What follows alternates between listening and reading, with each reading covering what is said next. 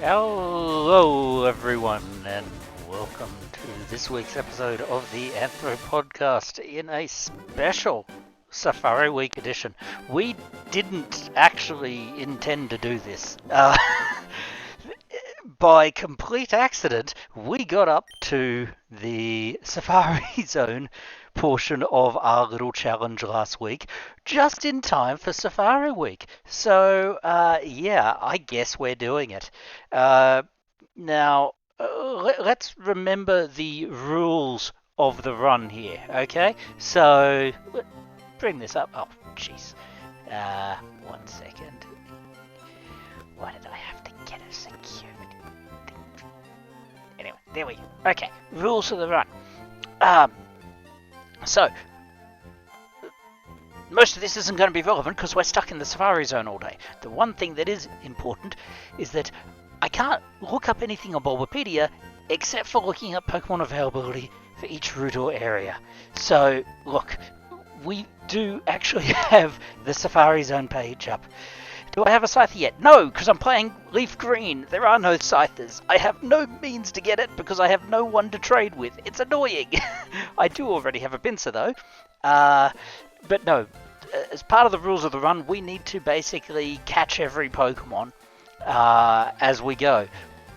Which means that we need to get, well, Chansey, Kangaskard, all these others. But really, I guess the thing we're most hoping for in this run, the thing we're most hoping for today are some shinies. Catch every Pokemon without Bulbapedia. Well, the catching part, we're allowed to use Bulbapedia. It's just the, why did I have a Lapras here? Can I, I should quickly go put Meowth in. I don't know if it will trigger off a Safari Zone battle, but if it does, I don't want to miss out on anything. Hey, we need to use some HM mules to make this run plausible. But yes, hello everyone.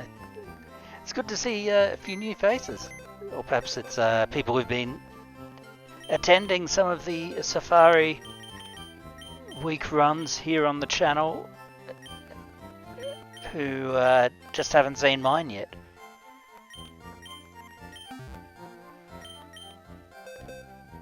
Yet no water bugs this generation. Lots of things not in this generation.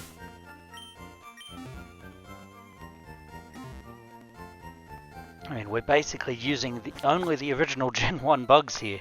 There are no other bugs accessible to us until after the Elite Four, which, as you imagine, does make some complications for the run. Anyway, alright, so let's, before we go in, let's plan this, alright? So, center area, what do we need? There are Chanseys at 1%. Are there Chanseys in any of the other areas at a higher rate? Chanseys at 4% in Area 2 North, so we'll probably go there for the Chansey, and I think we'll start there. So that's Area 2 North, that's the one that looks like that. Oh, that's why we had the Lapras, wasn't it? So we could just go across the water. Whatever, we'll go get it again later. Don't need it now.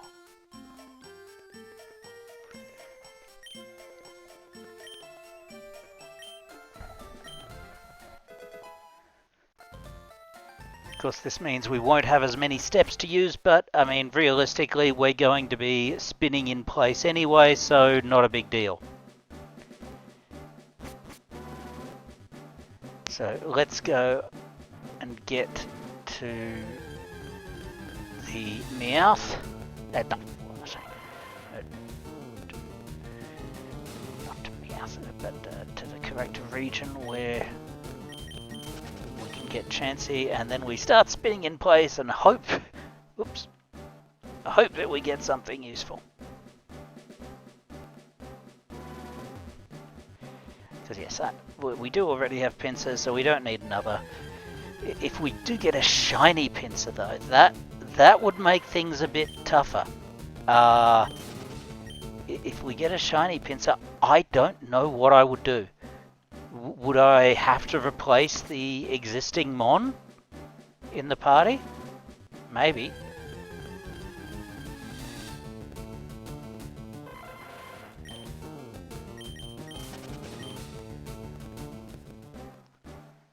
Okay. We're in a corner. So now we just keep going back and forth here until we get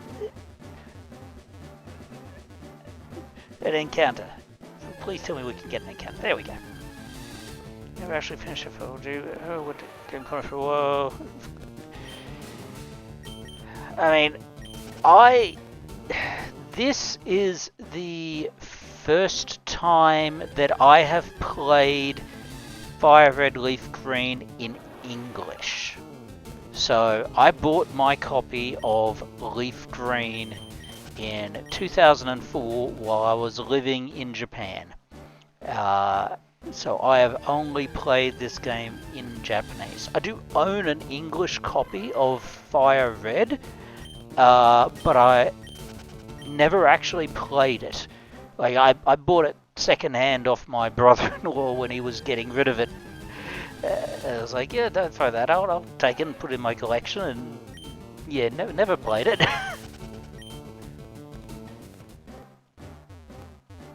By the way, apologies for some crackling on the audio from the game.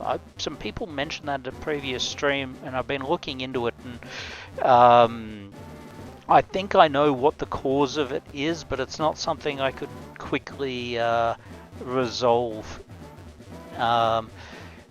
In part because I use Linux, and to update an Elgato's firmware, you need to have Windows or Mac.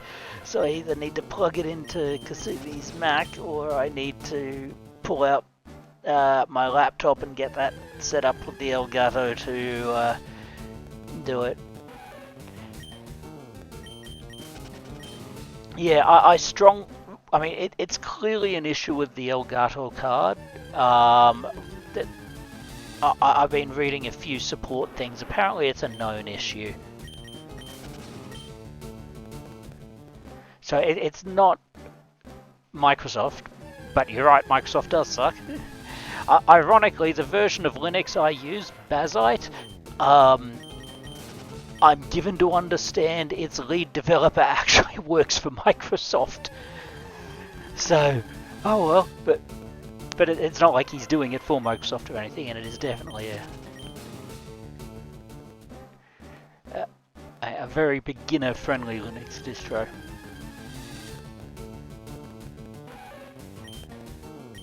Anyway, what do we want here in North? Besides the Chansey, we'll take Tauros.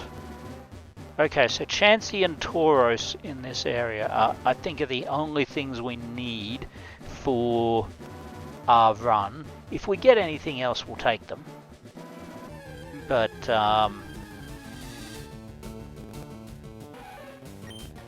well, anything else that we don't already have, rather. But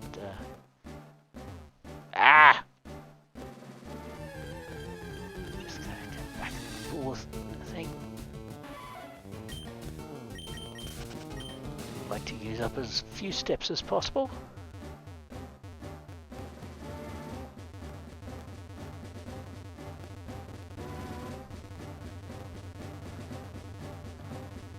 Come on. Give me an encounter already.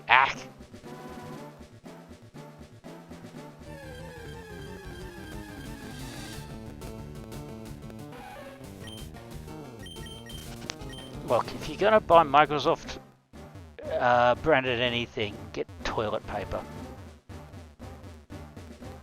And yeah, we'll try in West later for Tauros if we get the Chansey here first. I mean, 4% chance. Our chances aren't that great to begin with.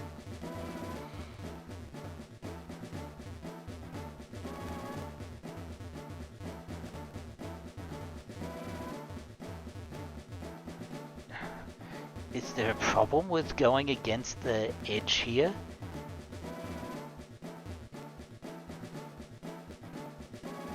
Or is this just slower than I thought to do a spin? Whatever. Oh, rail. Do we have one? Yes, we do. But yeah, like, oh, we would love to get a shiny. Are we going to get a shiny? Probably not. How many hours has ME done so far without a single shiny? Not to mention we're not doing this post-game or anything, so, I mean, if we get a shiny here, it's full odds.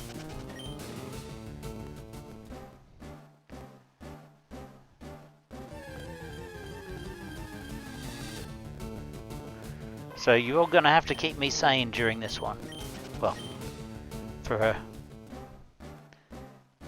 7 hours for Safari Week so far. Yeah, so he hasn't found a single one yet. I know he... Oh! Well, I need this anyway. I don't actually know what the best strategy is in Safari Zones to catch stuff. Frankly, I think it's probably just throw balls in this. Ah!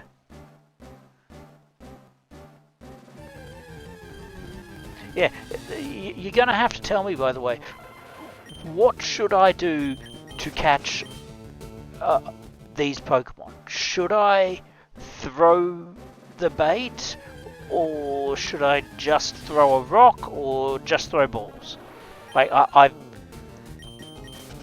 I've heard several different theories on what the best strategy is, and I honestly do not know at this point.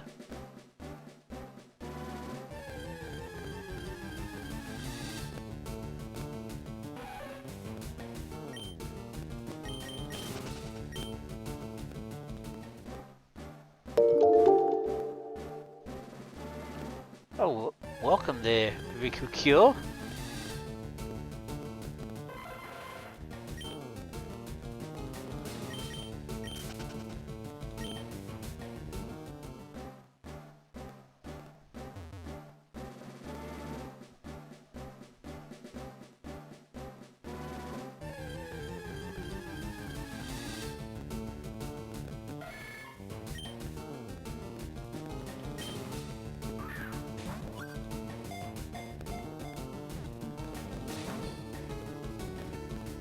Welcome, Raiders. For those of you who don't know us, we are Bulbagarden. You probably know us better for Bulbapedia. We're currently participating in the Safari Week event, trying to catch shiny Pokemon here in the Safari Zone. Will we catch them? I don't know. We'll try. As it is, I'm trying to catch some other Pokemon that I need for this run I was already doing while we're here.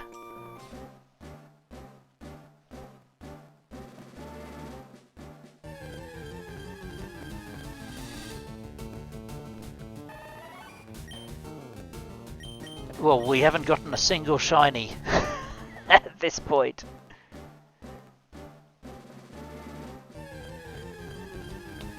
Speaking of Bulbapedia, I'm looking up stuff about how to actually catch in Safari Zone in Gen 3, and this thing here mentioning that in the Japanese versions of the game, which of course is the one I played when I was younger, bait and rock do not work correctly, only affect catch factor, meaning that bait actually hinders players' odds of catching Pokemon while rocks increase them with no downsides.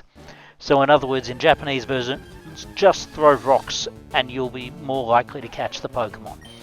But I'm not playing a Japanese version for this one. So,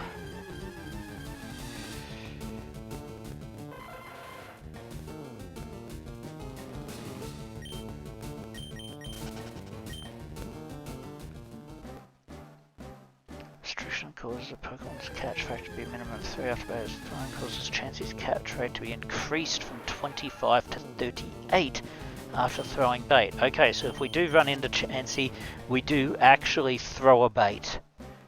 Similarly, Kangaskhan, Pinsir, Taurus, Dratini, Dragonair, all have catch rates unaffected by the use of bait. Due to this oddity, using bait Safari balls in specific sequences. Last player optimize their odds of catching the rare Pokemon. Yeah, I don't know what that sequence is. Pity we didn't specify that. Pokemon's fleet checks performed at the beginning of turn. Rock on becoming effect turn after being thrown. Inherent risk of a Pokemon fleeing before any Safari ball being thrown. If the player chooses to use bait on the first turn.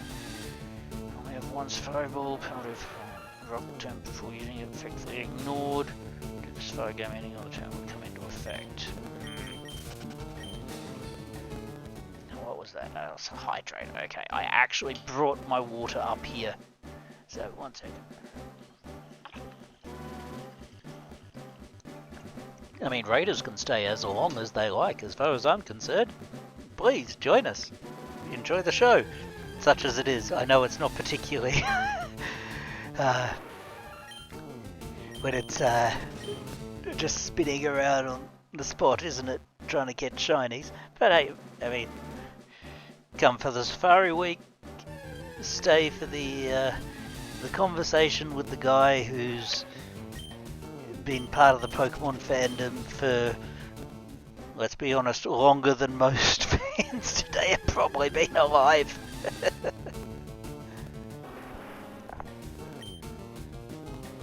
Only question because this is my first raider. Posture check. Yeah, right. Oh yes, I have a lot of stories. I named myself Archaic back in the day because I liked retro gaming, which...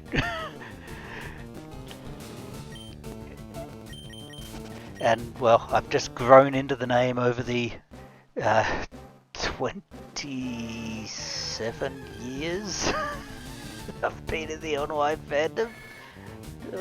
When did I get in the online fandom? It'd be, what? Christmas... around Christmas 1998? That sounds about right. So yeah, I got lots of old stories. If there's anything in particular you want to know about, let me know. I mean, earlier this year, it hasn't come out yet, but I literally wrote a book chapter for an academic book about the Pokemon fandom. So that'll be fun once it actually becomes available. I just hope there's an online copy that people will be able to access so long as they're students. There should be. Pretty sure this publisher makes online copies available.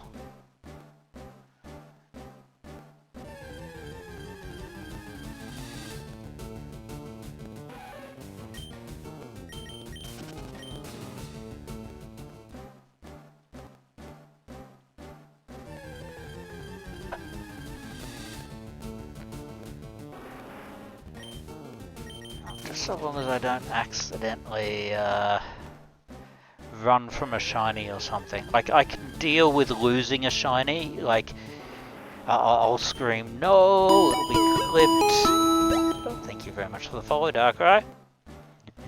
I can deal with losing a shiny because of poor luck, but losing a shiny because I was too in the zone and was running from battles would be incredibly frustrating.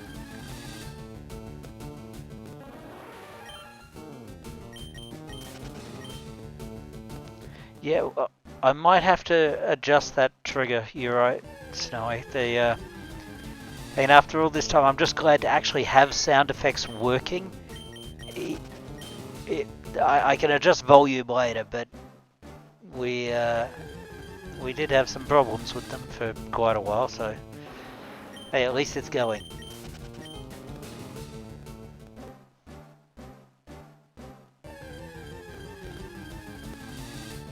But yes, particularly for the benefit of the raiders. Like we have a whole team of people who stream on this channel, so it's not just me. I typically, at the moment, stream once a week doing this LeafGreen series. I'll probably start streaming a second day sometime in the coming couple of months. Probably doing TCG Live. And once I finish this LeafGreen run, we're probably doing Pokemon XD, I guess. Because I've never played it and I'm sick of waiting. But I don't want to story series on the channel at the same time, so we'll wait until this one's done to do that.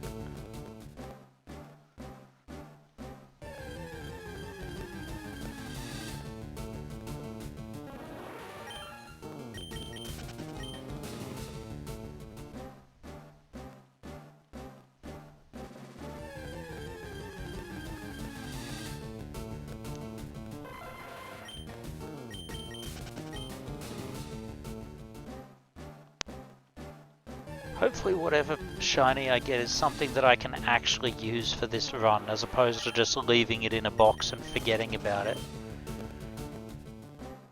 Like, I don't know, if not a bug that could maybe replace one of my active team,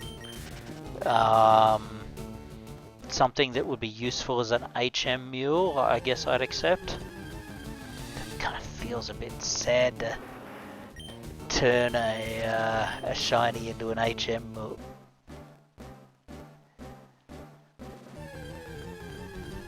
Also, I'm not sure if they'd be in. Oh! Okay, now we've read one bait.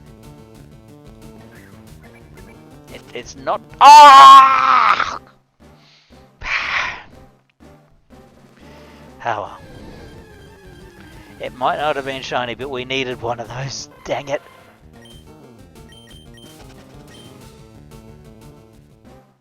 I wasn't looking, that was loud enough. It was shiny. I mean, you might be right, Snowy. Maybe I should just throw balls and hope for the best.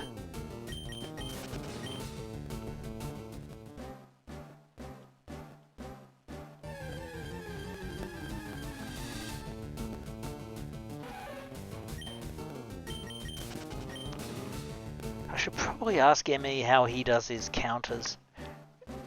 I don't generally put any of that additional stuff on stream outside of charity marathons, but having something for how many of various Pokemon we've missed mightn't actually be a bad idea, given that we might need several weeks of doing this to get the Pokemon for the purpose of this run. But what are we up to now? Is it like 2 Chanseys? One last week, one this week? And hello there, Dark Wolf.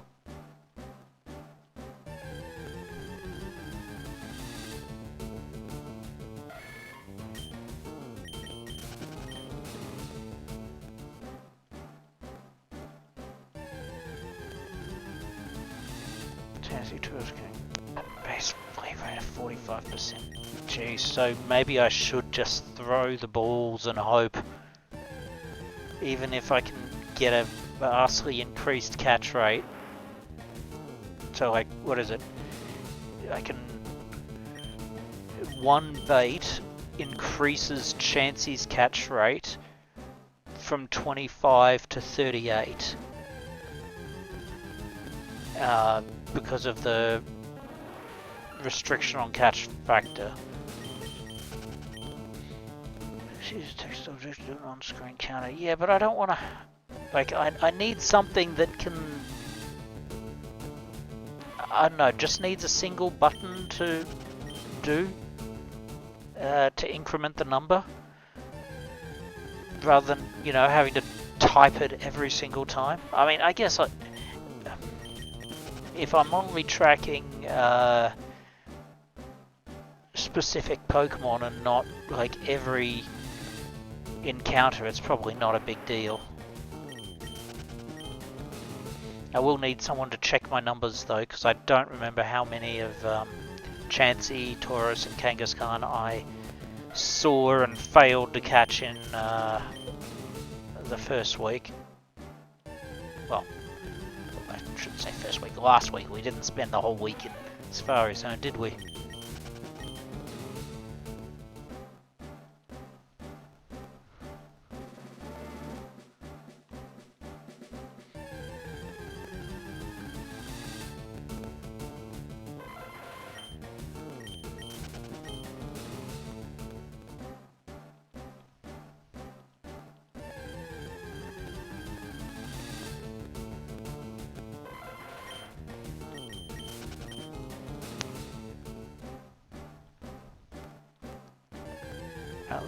The question is, what kind of weird dance is this trainer doing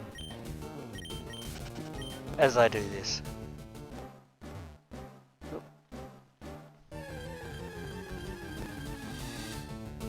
Oh, okay. So we're just throwing the balls. We're just throwing the balls and hoping.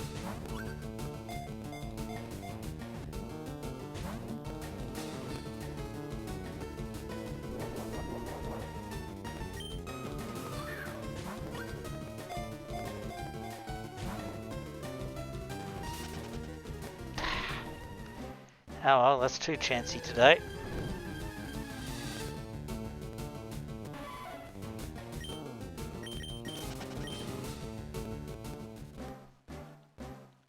Yeah, maybe I should have thrown that bait. Raising the catch rate from 4.9 to 8.09 would make a noticeable difference in the event in the event it doesn't run away immediately. Not quite 1 in 10, but it's a lot more plausible.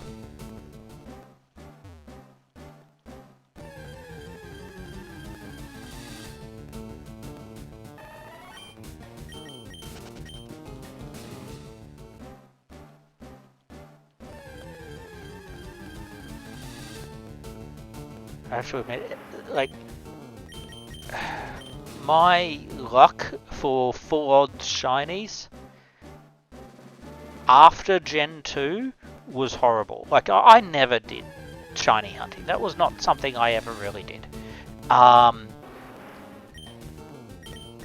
Like, Legend ZA, I got shinies, but, I mean, it seemed like it was a lot easier to get a full-on shiny there. I guess I've had shinies in Scarlet Violet and that, but it's not that many.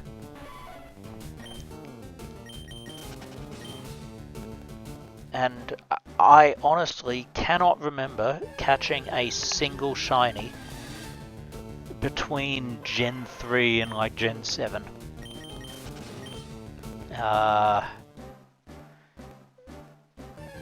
Gen 2, of course, I caught that Weedle as literally the first Pokemon I was able to catch in the game.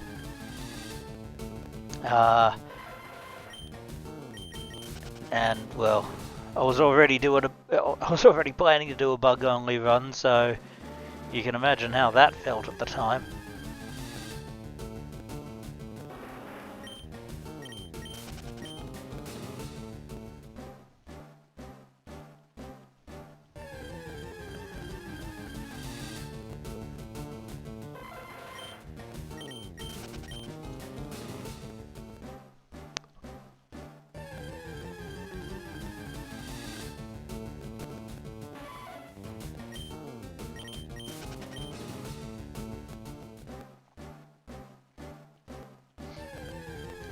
Actually, I guess that's a good point. So Don, I guess you're talking about how you played a lot. I guess between let's call it Gen 4 and 7. Actually, realistically, probably more Gen 4 and Gen 8. Oh! No, wait, no, 8 would be Sword and Shield, wouldn't it? Yeah, no, okay, so Gen 4 and Gen 7.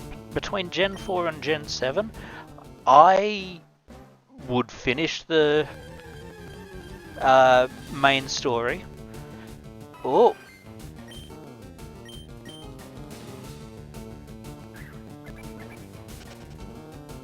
seriously. I'd finish the main story and then I would basically stop playing because I didn't have the time. Because, I mean, of course I was doing postgraduate study throughout that entire period. First my Masters and then my PhD. So, playing Pokemon games took a bit of a back burner. I mean, I actually talked about it in that academic chapter.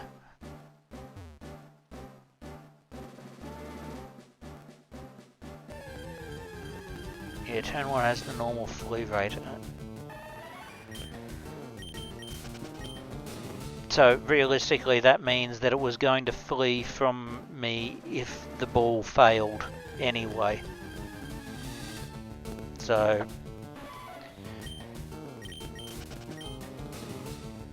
it's probably better to throw the bait, I think, in that situation. If only because it means I don't run my balls down needlessly. Boy, that sentence didn't sound right.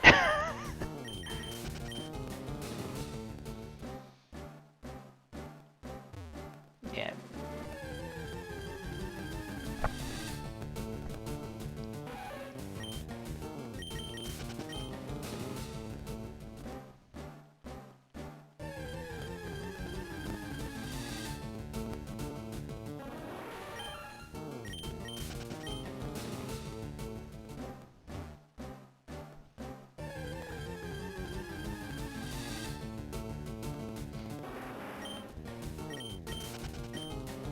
But yeah, so like in that book chapter I actually talk about how like I've never actually caught them all. It's just not something I ever had time to do between things like postgraduate study and, you know, doing stuff for Bulba. Didn't exactly leave me with anywhere near as much time to play games. And even in Gen 1 I never... I mean...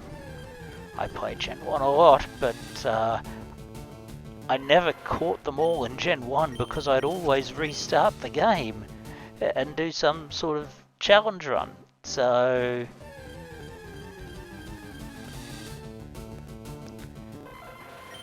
I mean, I probably realistically had a full collection worth. Like, I had caught every Pokemon at least once. I just never caught them all in the same save file, and I mean I would have put my rare ones to my siblings' carts, so we would have had them all, and they definitely had a completed dex, but I never did. Yeah, I did have Mew. We had a Poké Tour event, stuff from my Poké Tour events at that museum where I donated a bunch of Pokemon stuff. But yeah, I did have the Mew. I did not have a Celebi in Gen 2, though. I don't think there was a distribution event for those in Australia.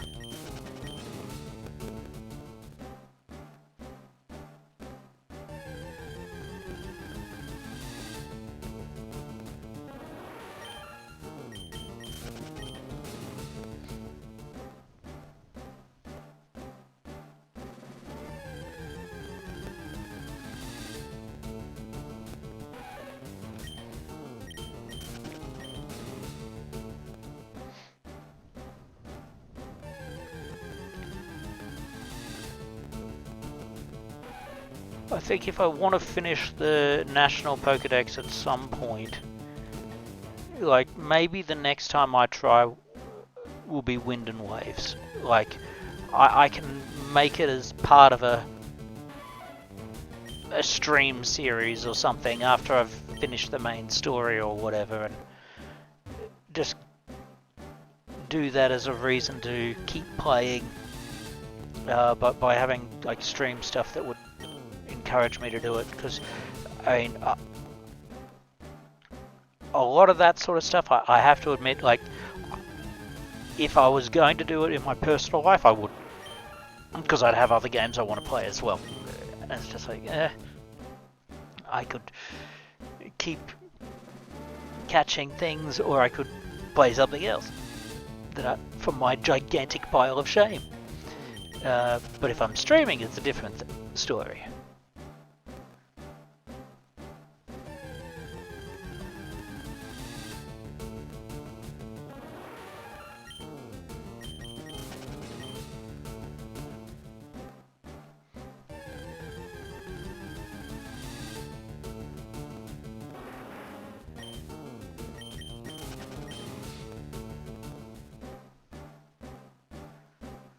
I'll admit, for me, shinies stopped being all that special once people figured out ways of chaining and like somewhat reliably getting them so long as you invest enough time.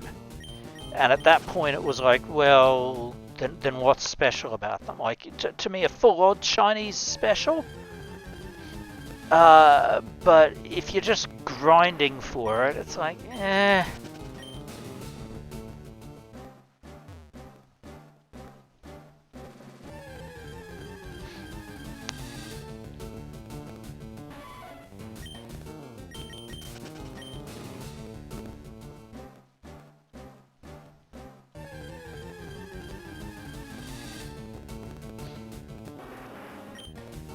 At least we've got spinning on the spot mostly down, he says, before accidentally moving a spot, whatever.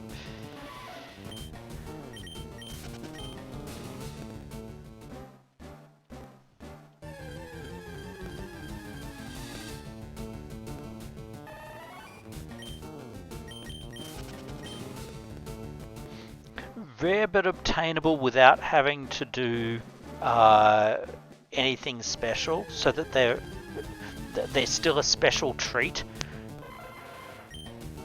is nice. Like, the only problem is that if they become too common, then it's like, what's special about them? If everyone has them, then what's the point? I mean, at that point you may as well just make it that Pokemon can spawn in any of the colour variations. Or heck, for that matter, why not bring back the stuff from the original Stadium games, where Pokemon would be slightly different colours based on their stats, and you would actually have a lot more variation in the colours of Pokemon.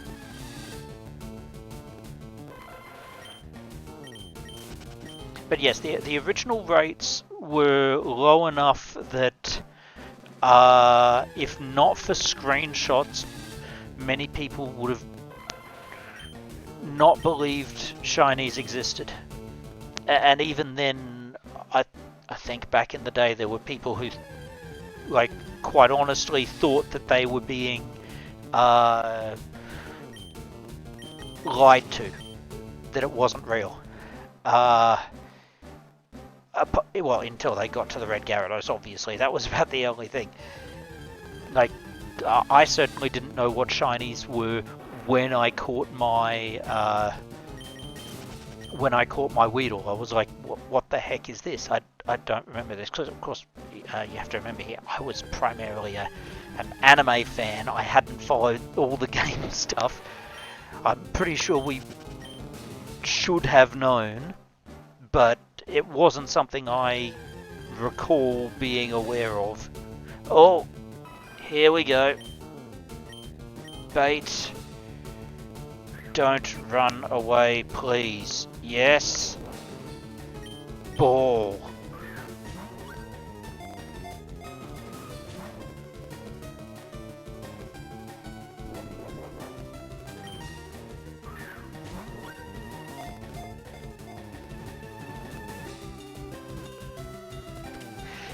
Yes! Okay. Chansey is caught. We will move to another area. Area 1 East has Kangaskhan at 4%. We do need Kangaskhan. I think that's the best zone for Kangaskhan. But it doesn't have Tauros. Okay, we'll go to West area then to try and get the Tauros and have a possibility of Kangaskhan's as well.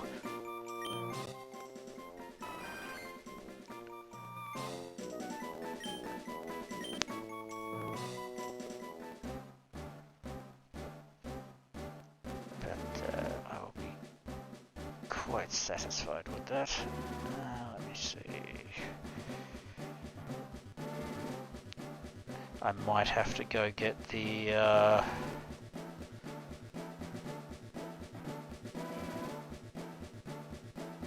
Lapras.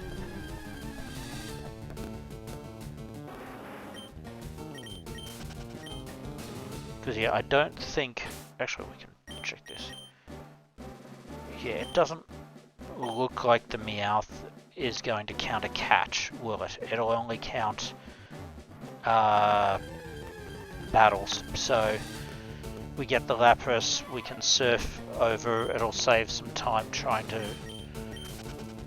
get back to this part of the zone.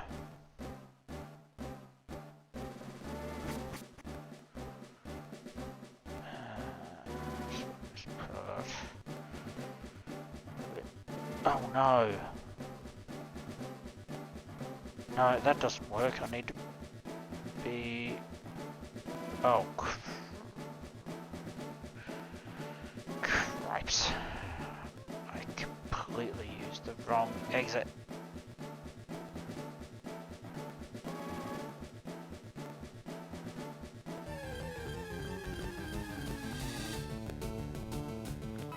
What? Okay. I know we don't need it, but we ran into another one.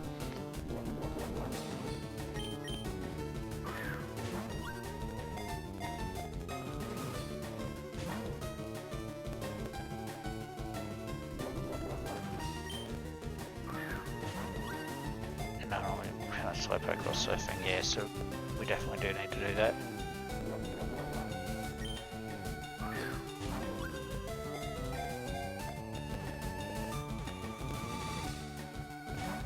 Oh, I was about to say, that would have been ridiculous if we had actually managed to catch 2.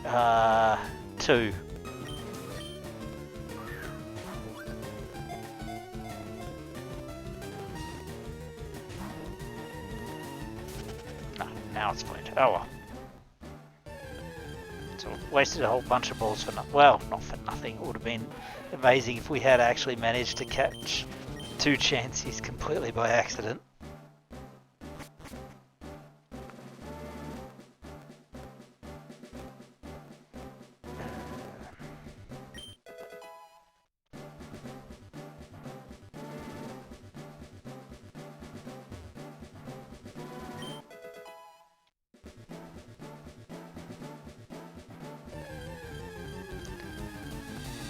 Alright, here we go.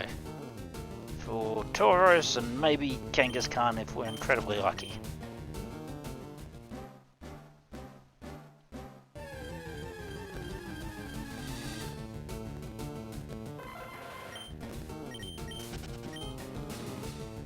Now this should be a case of throw one ball, so throw one bait and then throw balls again, I think.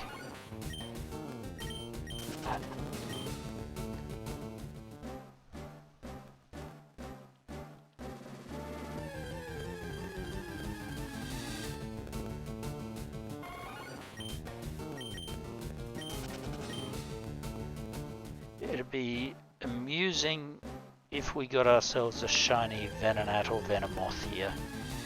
Like, our Venomoth has definitely been the star of the team, but what would we do if we got a shiny one? Would we feel like we had to replace our hero with... Well, I don't think... Have we used a irreplaceable TM on it? I don't think we have.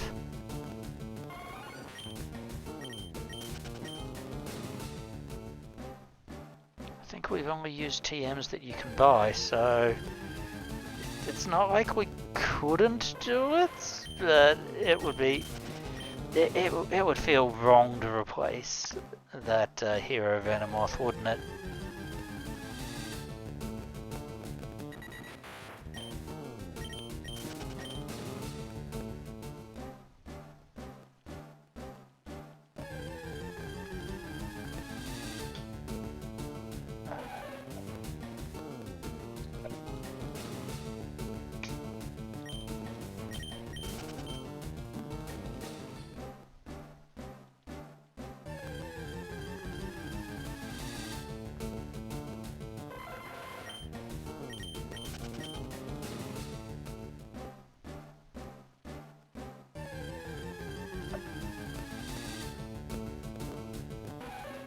By the way, very off topic, but do we have any Tokusatsu fans in the room at the moment? And if we do, have you seen the new trailer for, like, the new Project Red thing? Like, it literally looks like... The main character literally looks like Red. As in Red, Pokémon Red. Like... It is literally like they mixed up, what, Pokemon Space Sheriff Gavin and Monster Hunter.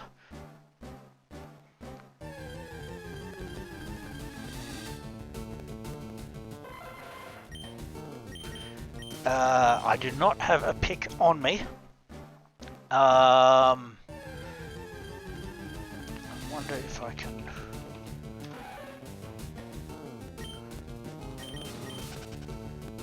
bring up quickly.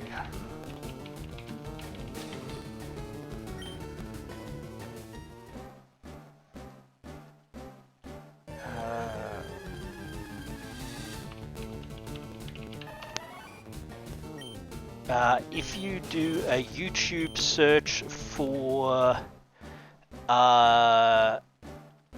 Kakusei Hunter Omega Horn, or even just like Project Red Omega Horn, and you want the most recent video from 2 days ago, it was on the Toei Tokusatsu World official channel.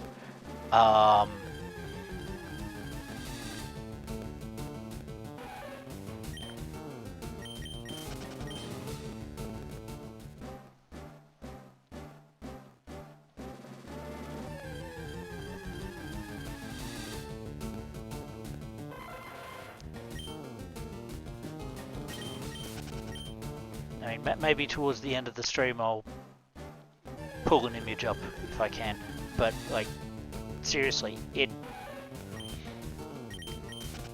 can't watch that latest trailer and see that and like not think, yeah, that's Red. That's literally Red.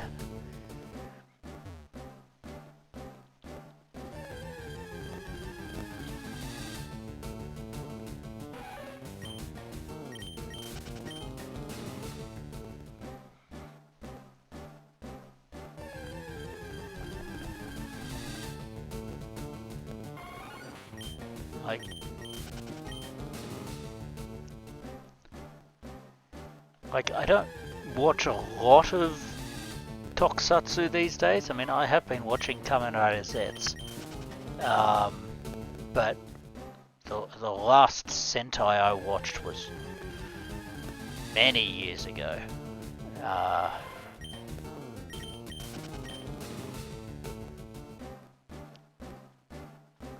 And I haven't watched any of the Metal Heroes stuff or any of the Project Red stuff, but I do still like keep an eye on it.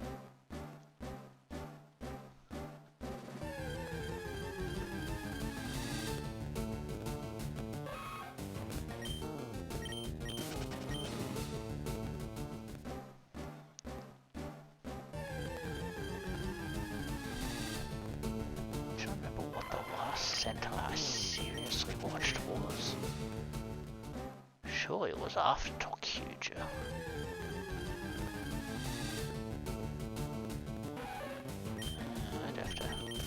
look at the list, I can't remember.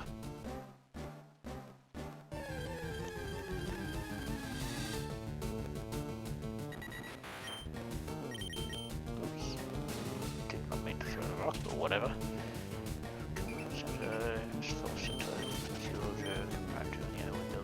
Yeah,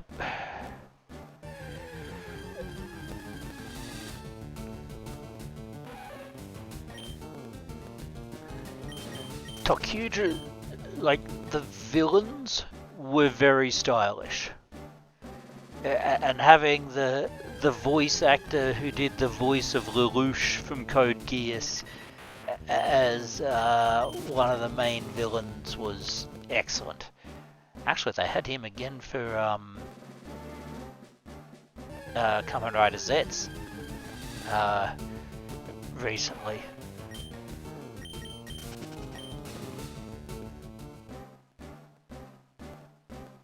But when they got him for Tokuja, that was probably a much bigger deal because it was a role that was basically the entire series.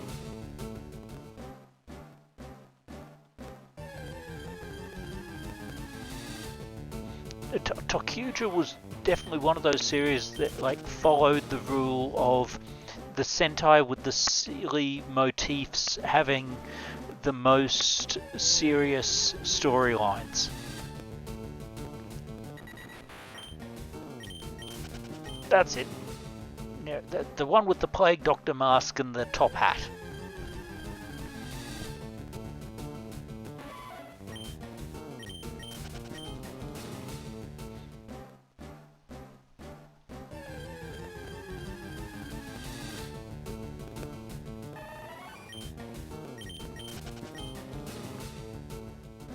I mean, the whole Victorian Gothic aesthetic that the villains had, like a very, like, I guess you'd almost say like robber baron era train lines. Like it was just perfect for the concept. Yeah, so from Omega Horn, yeah, his name is Shout and he uses a megaphone. I mean, is it that much stupider than Red? Let's be honest.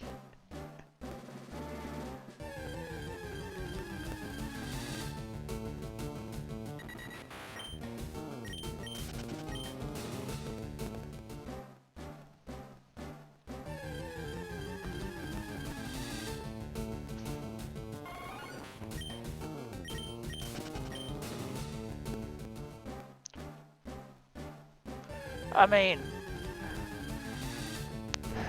anime and tokusatsu tend to have things that aren't exactly proper names all the time. Like, one of the most famous anime characters is a guy named Light. Like, Light's not a name. Oh, but we were going to name him Hikari, but, like, Light sounded cooler because it's Egor. Like, no. Hey there, Quagsire. We got the Chansey, but we don't have any shinies. So, all in all, not too bad. Oh yes, you're right. Tokyo 1 also has that same thing.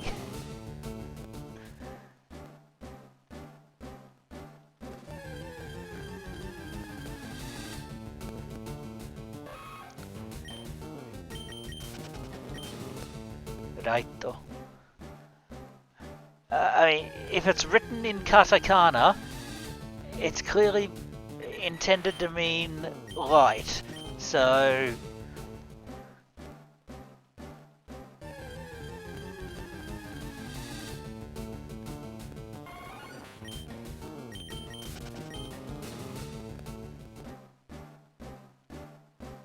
exactly.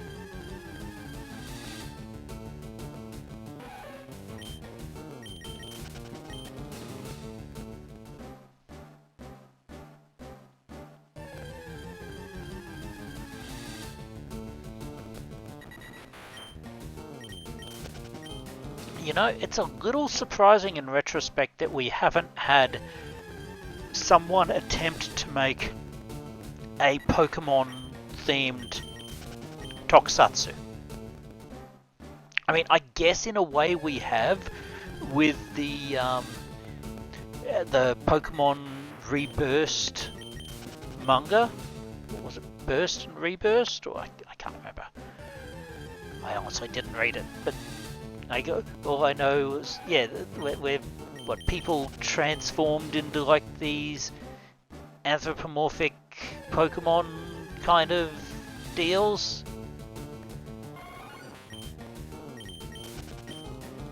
Like it possibly could have actually worked as a Tokusatsu system. Ah, Tauros.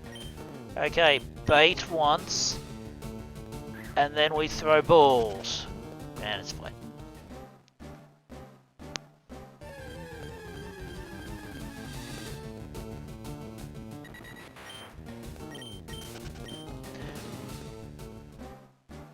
The question is, what are we going to do if we do actually see a shiny?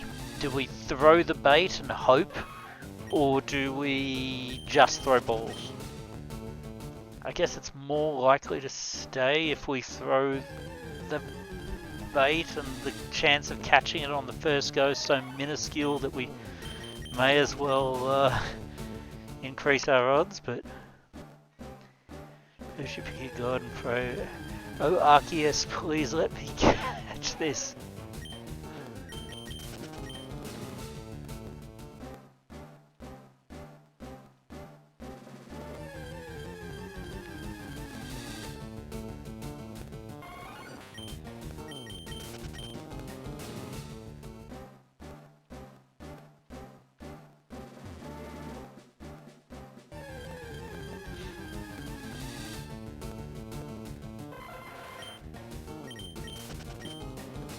Never actually watched Upper Danger.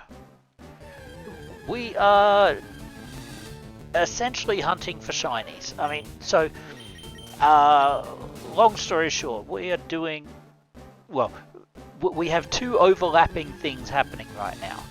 On the one hand, we have the week-long Safari Week event, which is basically shiny hunting in Safari zones.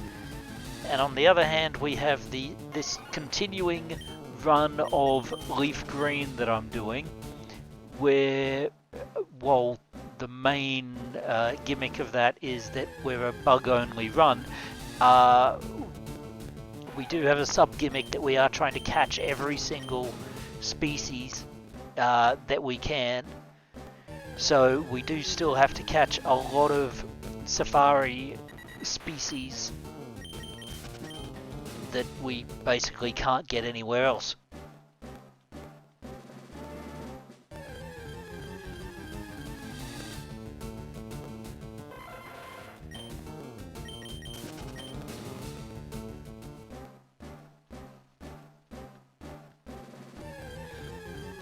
Golkaiger was a lot of fun, but you... Oh! Kangaskhan.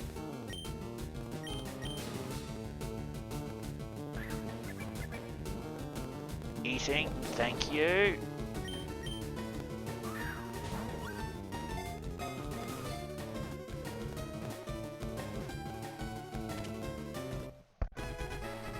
Thank flippin' goodness. That's two of the species down that we needed. And we got it on the first try seeing it today. Excellent.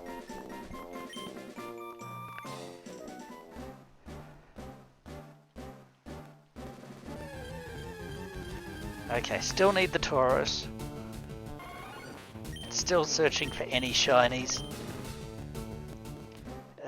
What is there after this? If we do get the Tauros, I guess we use up our steps, go grab a Lapras and start trying to get the... oh, actually, wait, no. To get the Dratini, it's fishing, isn't it? So no, I guess if we get the Tauros, we go find wherever we've got the biggest chance to actually fish it up. Do I have a favourite shiny? Not really. Like, if I... Like, I have a sentimental shiny. Let's put it that way. So, I was saying this to people before, but I don't really shiny hunt. It's not something I typically do outside of events like this. So basically every shiny I've really caught has been full on shinies. I don't do like Massidamus and chaining and all that stuff. I just don't find that interesting or appealing. But in Gen 2, of course, as I was saying earlier, I caught that shiny Weedrill that turned into a shiny Beedrill while I was doing a bug-only run, and like it was devastating to me when I lost that Pokemon. Another Kangaskhan would be nice. Yeah, when whatever. When Pokemon Stadium 2 that I rented out basically ate my Pokemon due to a transfer pack issue. It devastated me. It's probably the reason I never actually completed the Gen 2 decks. Because I just couldn't bear to play the game anymore after I lost that Pokemon. And all my other level 100s for that matter.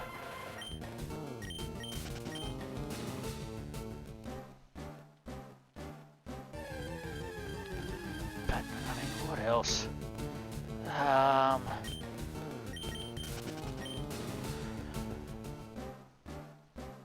Like, yeah, there's probably shinies I would...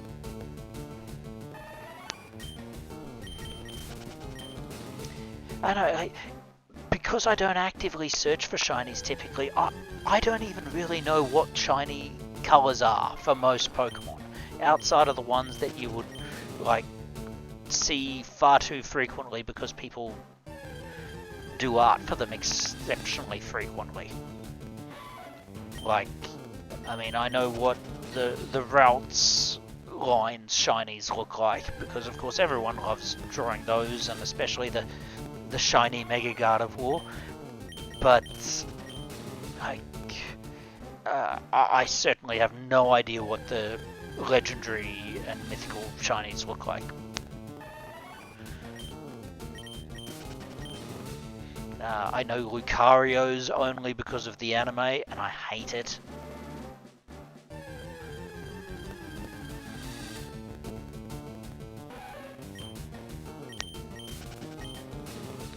Jeez, what's another shiny that I actually know off the top of my head? I mean, I guess I know Bulbasaur's, and it's like, it's fine, it's just an alternate colour, it's not that particularly special.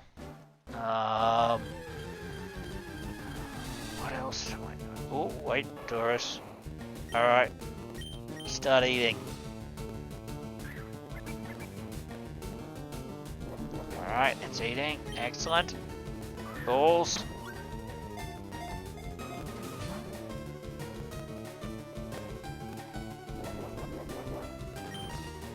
That only give me one turn of eating.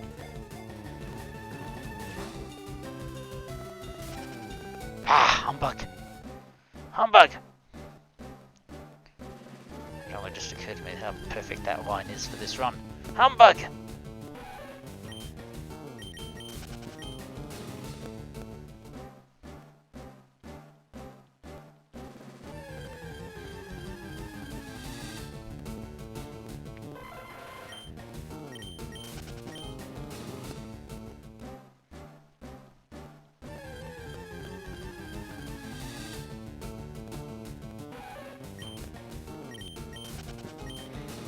Actually, I guess the shinies that I probably know best are the ones that characters in Masters have.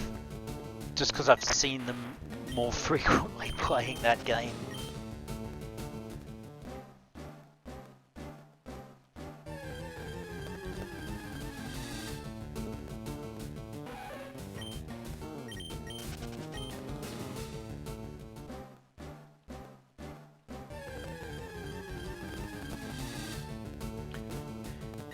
Dickens is a good source of words that can be said out of frustration that don't trip bad word filters.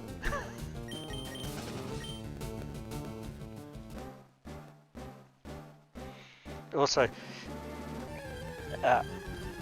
Archaic.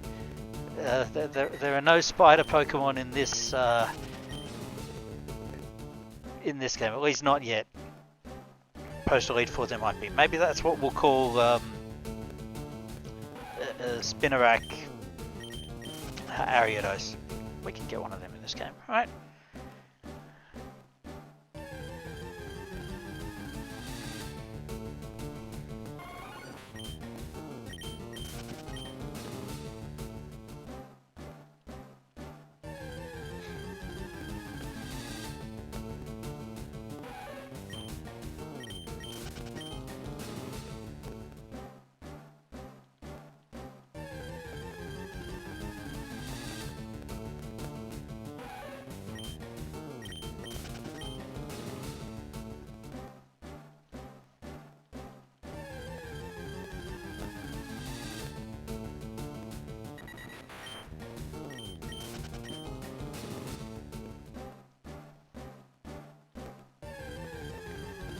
At least the Magikarp has an excuse to be gold. Like, that actually makes sense.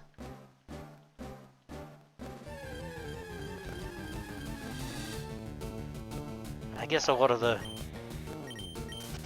rock and steel ones as well.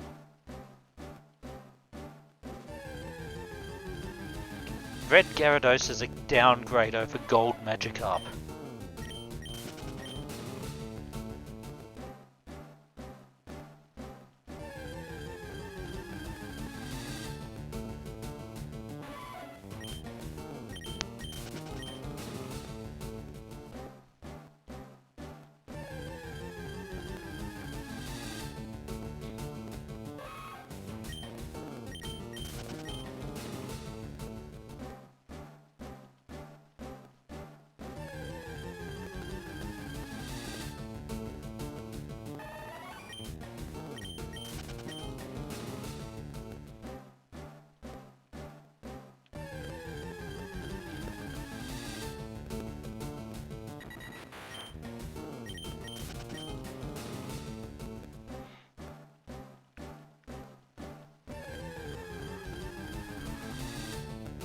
Oh, another Tauros.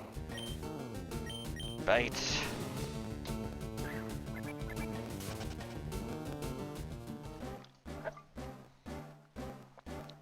Sigh. Duck.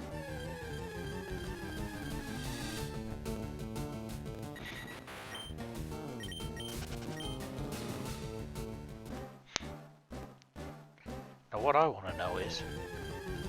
Oh, wait a second, I just realised I haven't done something. I was thinking something was missing. There we go. That's better. Is this why no one else has jumped in the voice chat? Because it wasn't obvious that I was... Well, no, I wasn't in voice chat, so no one else could jump in to begin with. Oh! And we'll take that, please. Stay, eat. Yes. Now get in the ball. No Shinji. In the ball. Well, yes, only Starfire allowed. But, I mean, I've been jumping in on people the past couple of days, so... Well, one person, ME, but still. Seriously?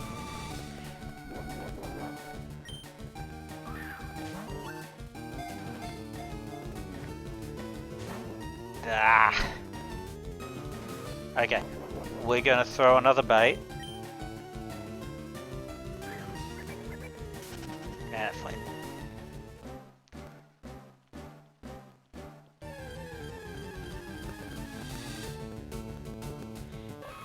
Perhaps I need to throw a... Do you need to throw a bait while it's still eating? Before it is just watching closely?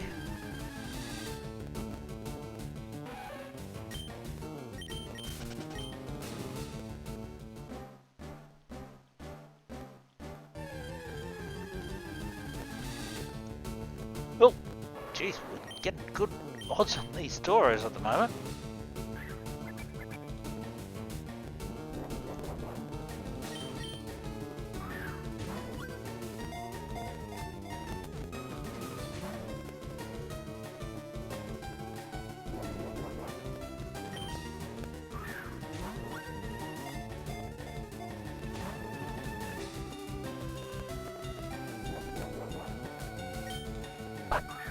Okay, 3 balls, then a bait.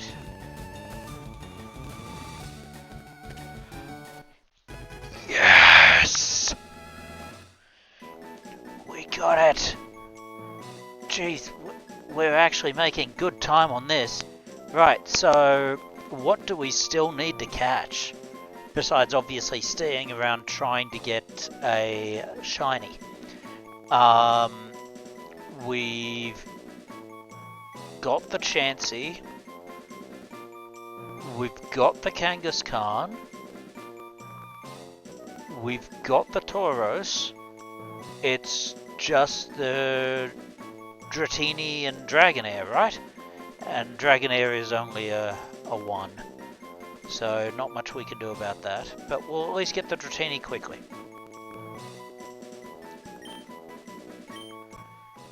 Jeez, I can't believe we actually got all of the annoying to catch Pokemon from the grass already.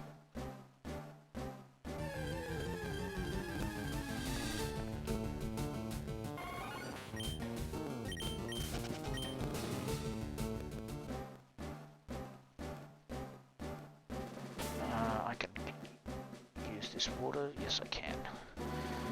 Okay, bag. We need the super rod, so register that.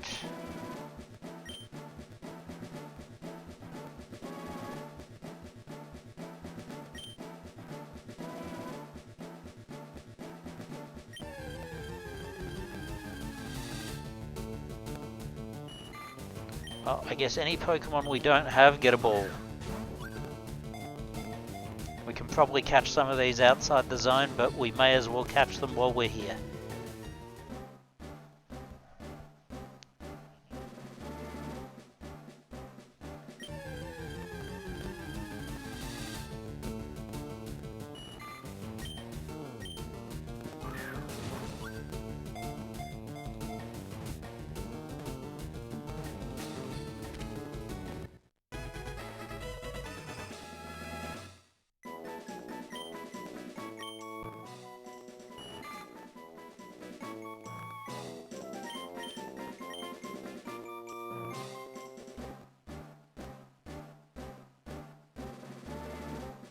Dratini's odds are pretty high, so we should have it pretty soon. Oh, Seeking, nice.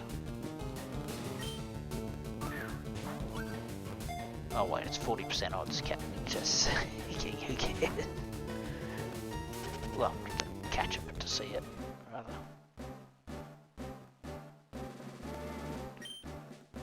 Geez, it would be incredibly frustrating if we actually saw a shiny and we didn't have enough balls to actually catch it.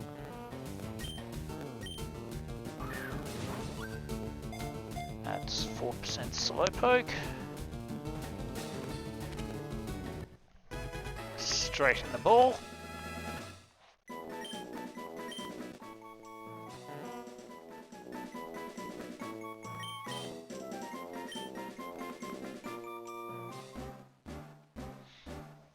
So it's only Seekings, Dratini and Dragonite that I need to catch from the water, I think.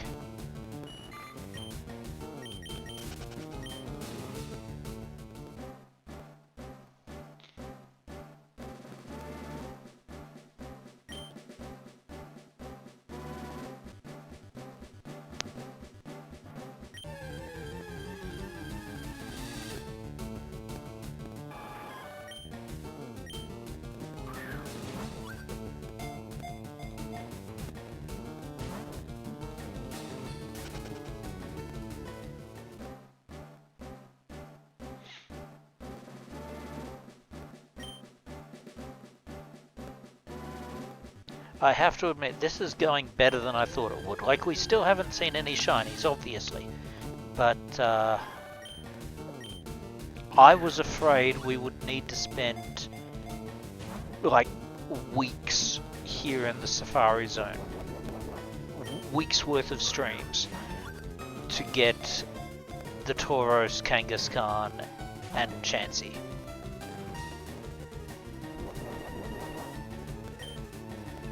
And that's the final ball.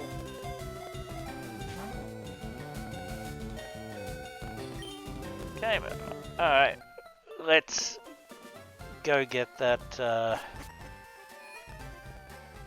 Lapras out and then save up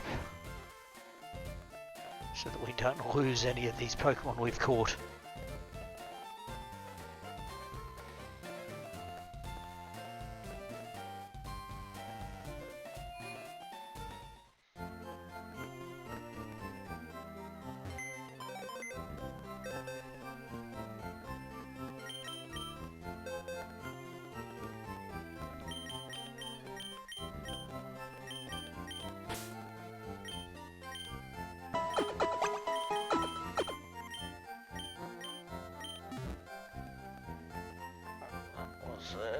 Hydrate.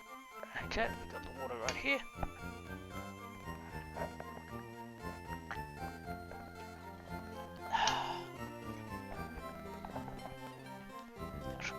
Made sure to bring it with me for once.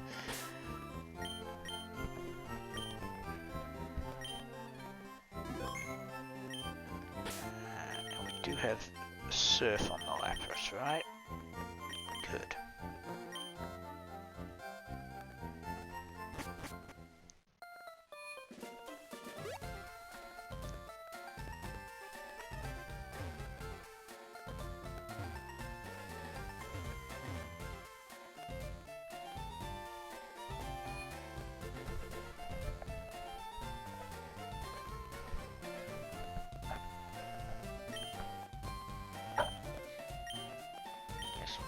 Play.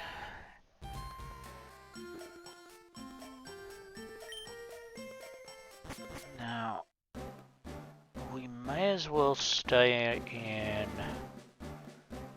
I guess, this main center area for now, because we can get the Dratini and Dragonair here.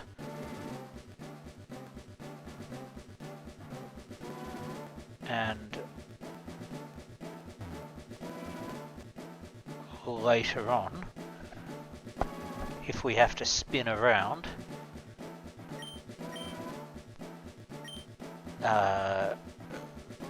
we can try for Pinsir. Well, I mean, we've already got a Pinsir, but I wouldn't say no to a shiny Pinsir if we got lucky.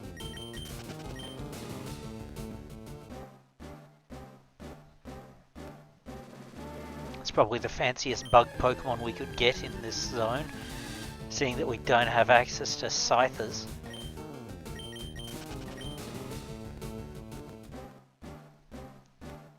I really do wish they'd implemented some form of trading for these Gen 3 games. As in, like, online trading. I mean, you've already got the whole wireless connection thing. Dragonair. Are we going to get it? Okay, Dragonair's one where the bait makes sense.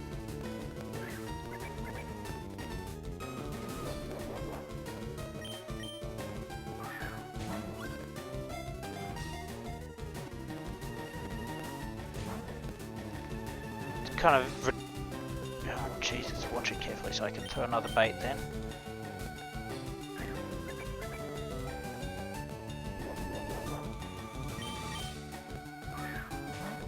It'd be a bit ridiculous if we get the Dragonair before the Dratini.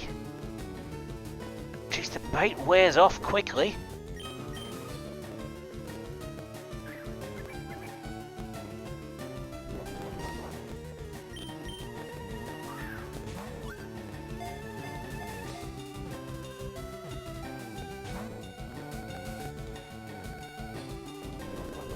Why is the bait wearing off so quickly on Dragonair?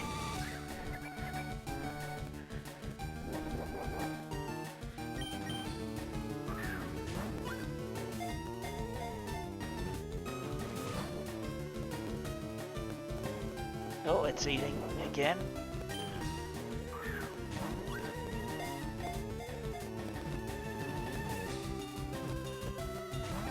Oh! Teased me!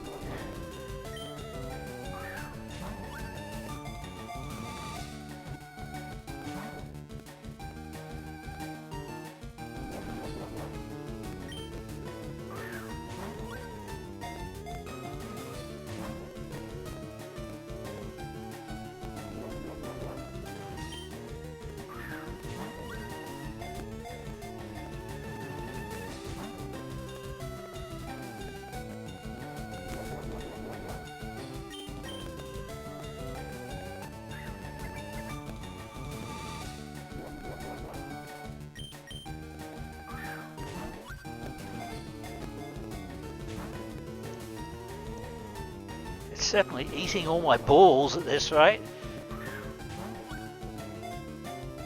Come on.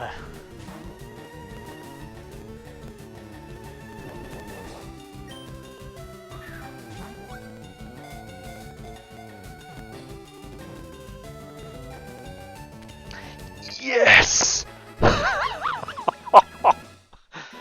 Oh, to get that before the Dratini is ridiculous. But I am not going to complain. Oh. That was the last Pokemon we had that was potentially going to take us a very long time to catch. Like, we still need to get the Dratini. It's a little ridiculous we got the Dragonair before the Dratini. But, that's the... What is it? That and the Seeking are all that's left now to have the Safari Zone actually finished for this run.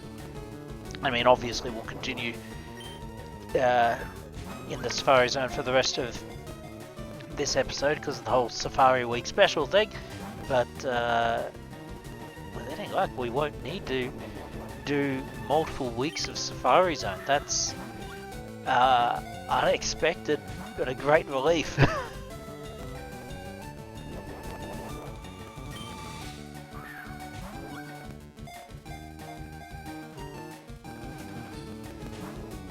Jeez, I'm starting to think I should throw a rocket Seeking next time.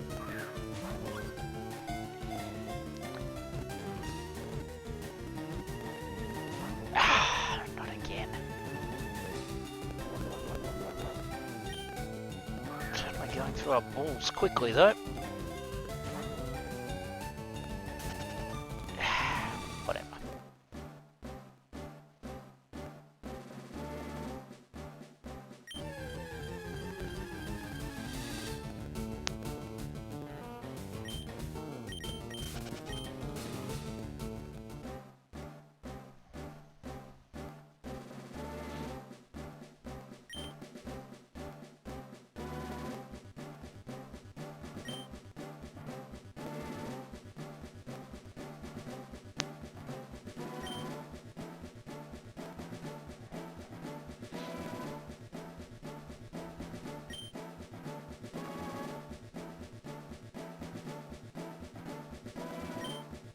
And the fact that I've managed to catch so many of these in, I guess, a relatively short amount of time, like, ooh, and here's the Dratini.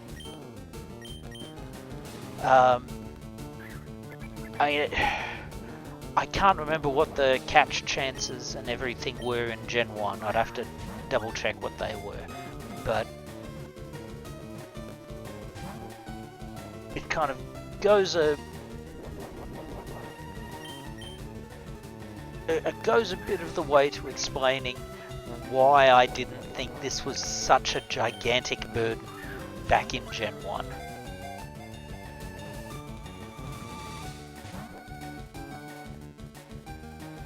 We hope it'll be another one off the list.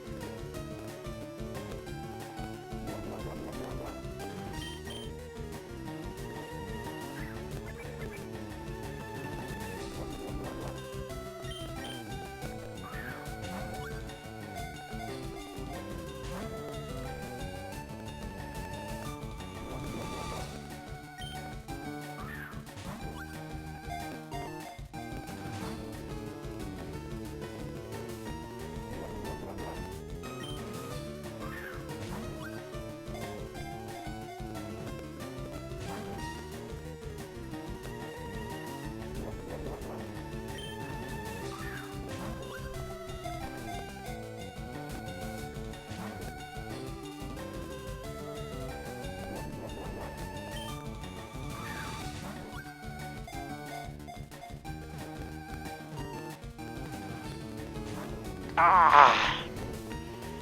Come on, get in the ball.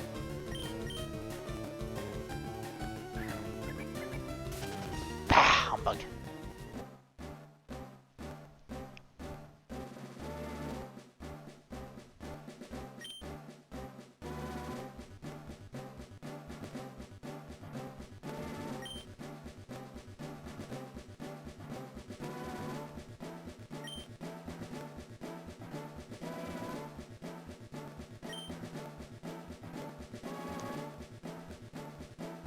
I mean, considering how much of a fight Dragonair put up,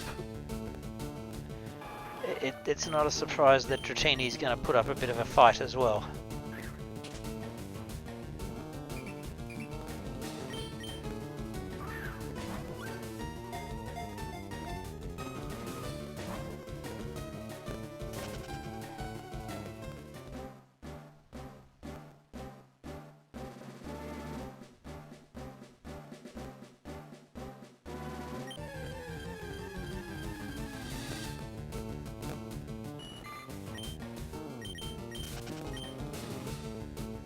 Now, unfortunately for us, we've only got 4 balls left, which is very likely not enough to catch a Dratini if we should get lucky enough that one comes out.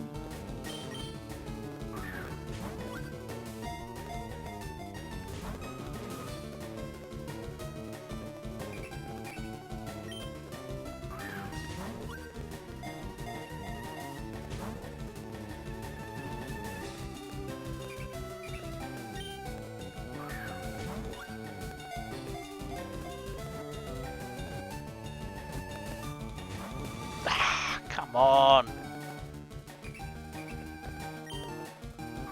Last chance. Look.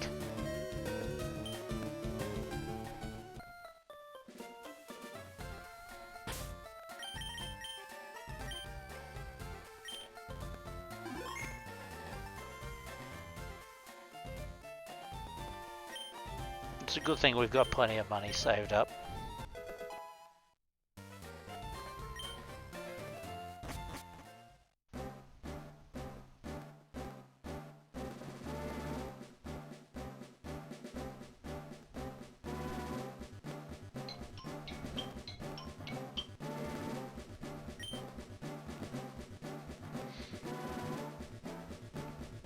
Still, we got the Dragonair. Oh, and we might just get the Dratini here.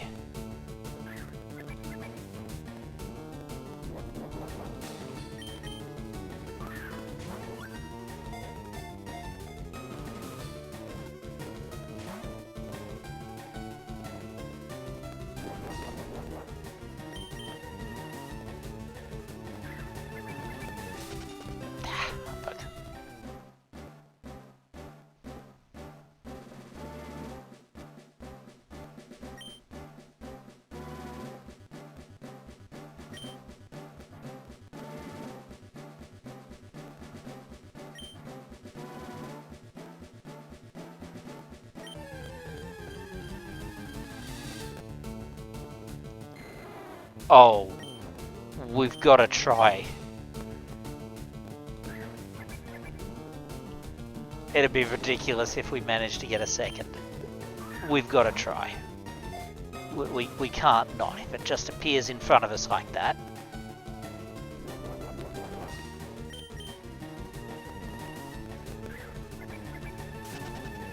Ah, well. And if it runs away, it just wasn't meant to be.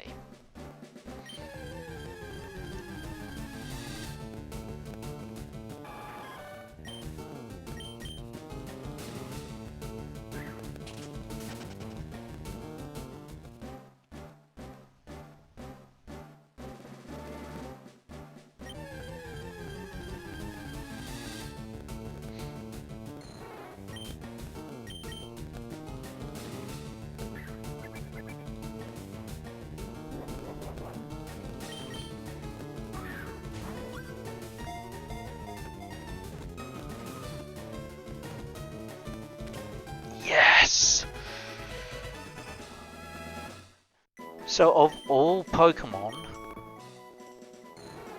the last one we actually need to catch in the Safari Zone is the one that'll let us make a certain statement of celebration that would get filtered.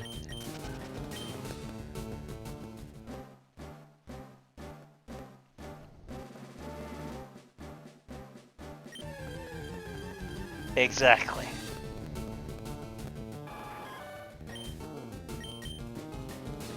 That it. Of course it's an old meme. What are you expecting from the guy named Archaic?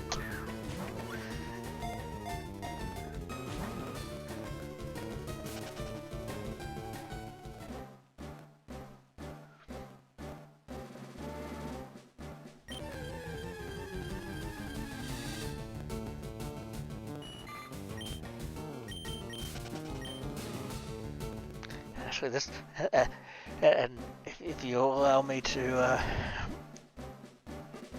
play the part of the old man again, this reminds me of a story about back when I was teaching at the university, and we were talking to the students about like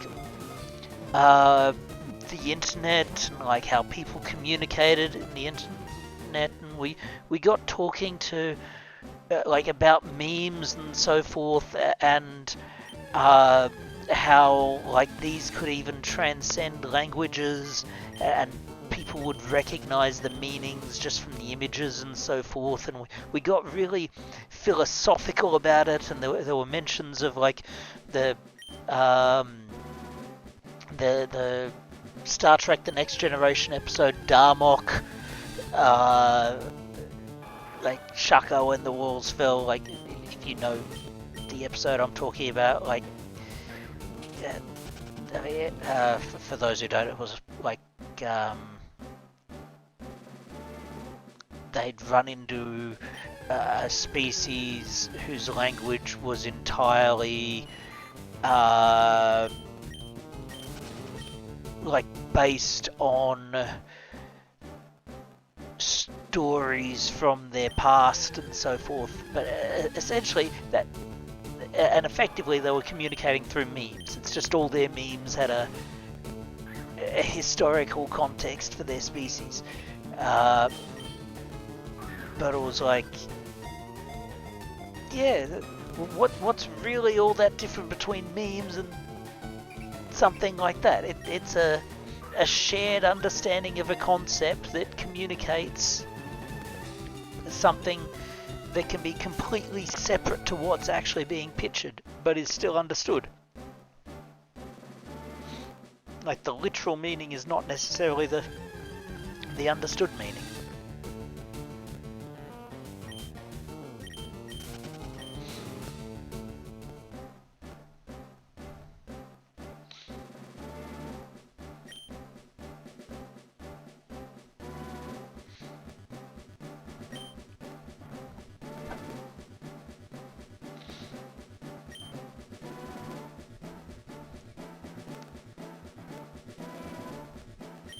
But yeah, far too many of the old memes have gone away. You'd probably see them a lot more if, well, if you still browse certain message boards and so forth, but outside of, like, certain forums, you don't see some of the old memes anywhere near as much. Like, when was the last time you saw a Velociraptor? Or a condescending Wonka?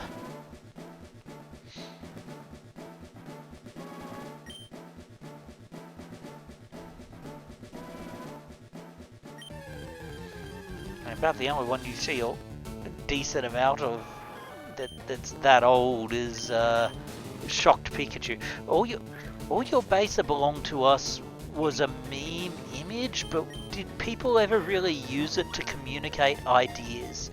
As opposed to, haha, this is funny because they do bad translations. I guess there's probably a few contexts where it was used. Come on, get in the ball.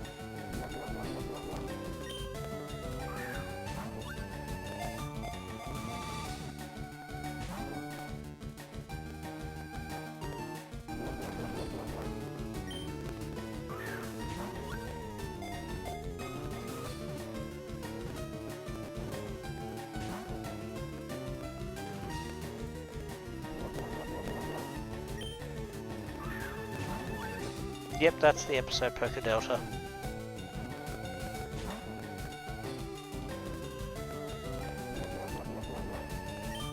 I remember watching that episode on TV when it aired.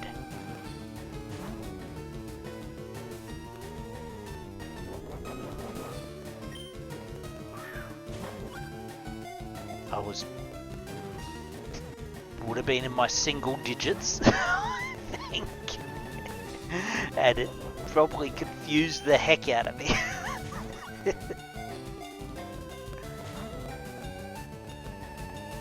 No, the thing that should have shown my age the most was that my very first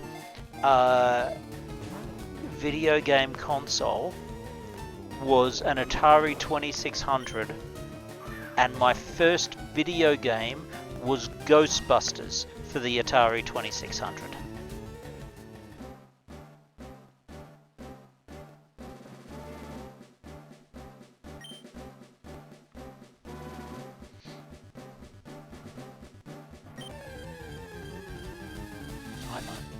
I must have watched the Ghostbusters movie like 50 times plus when I was in the first grade. And even before I was in first grade, so... Jeez, I entered school a year early too, so I would have only been like 4 or 5 watching that. I guess we go for the extra Dratini. Just because they're rare-ish and it's in front of us.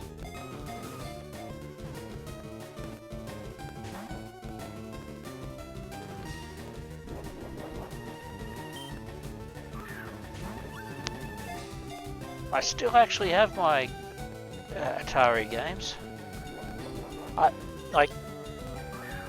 Sadly, for various reasons, I don't have my NES games. The oldest working console I have is my Super Nintendo, and I don't have the Atari console either. I don't actually know what happened to that, frustratingly. But I do at least still have the games.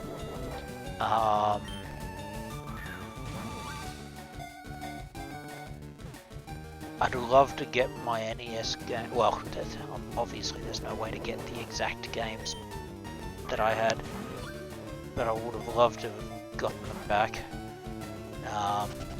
And of course the versions I had would be different to the ones most of you would have played, because they were PAL versions. So... the games ran just that little bit differently.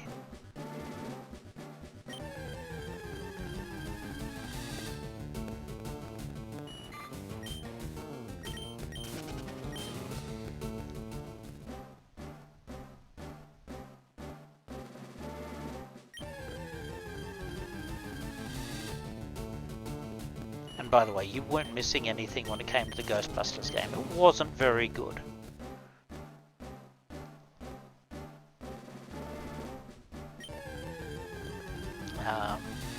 It is definitely not a game I ever beat back in the day, let's put it that way.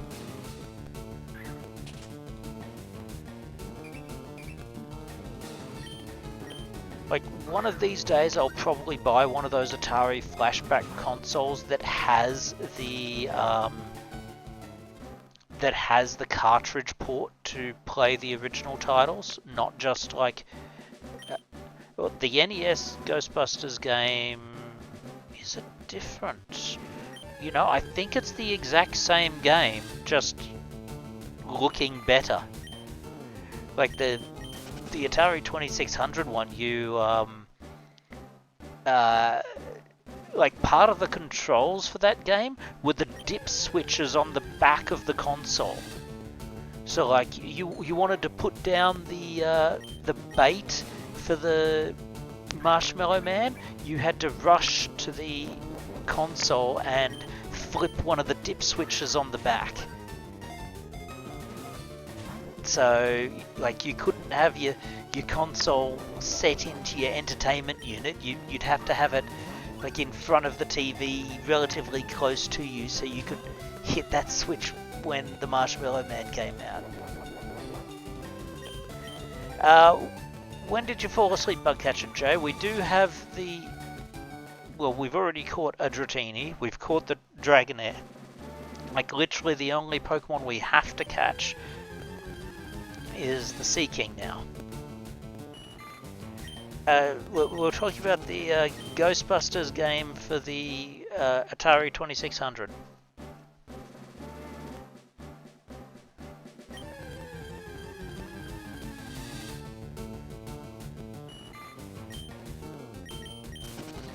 Yeah, so if you fell asleep after I caught the Dratini, you haven't missed anything except a whole lot of failure to catch anything.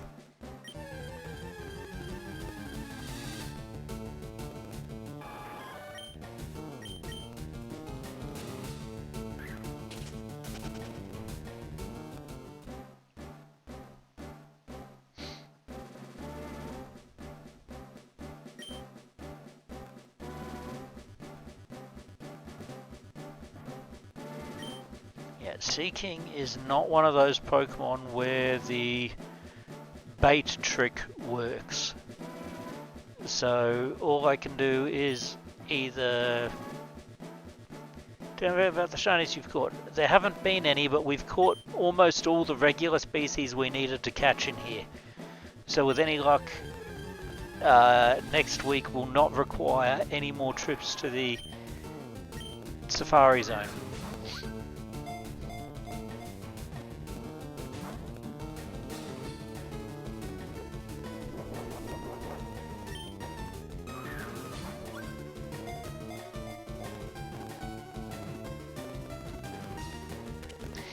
Yes! Safari Zone complete except for shinies. Oh, we did it in less than one stream. That's unexpected. Alright. Now all we need to get is a shiny. If we can get a shiny, then today's efforts are complete.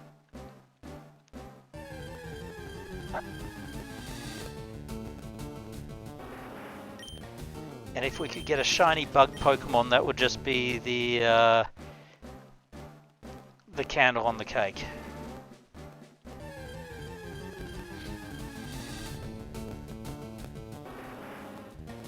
Yeah, but we can come back. Oh, well, actually, yes, that's the point. If we did see the shiny at this point, we would quite possibly not be able to do anything because we've only got one ball. So maybe we just throw it at something to start a new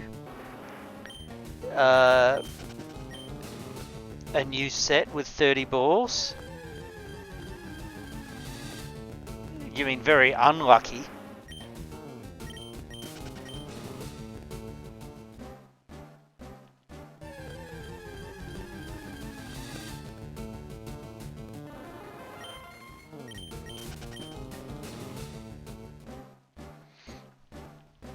You didn't even get a...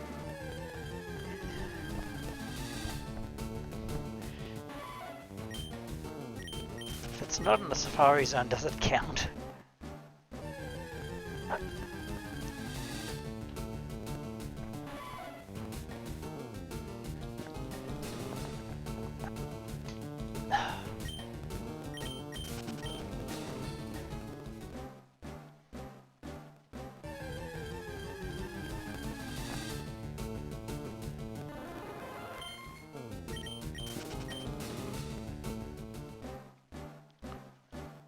Okay, I think maybe just to be on the safe side, we're gonna just throw balls at bugs.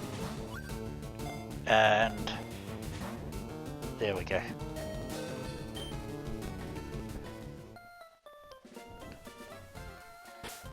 Save so we don't lose the Pokemon we got. Okay. Now, there are only, I guess, what, 2, maybe 3 Pokemon we will try to catch here. Actually, something just occurred to me. Where the heck's Tangela? Shouldn't Tangela have been in...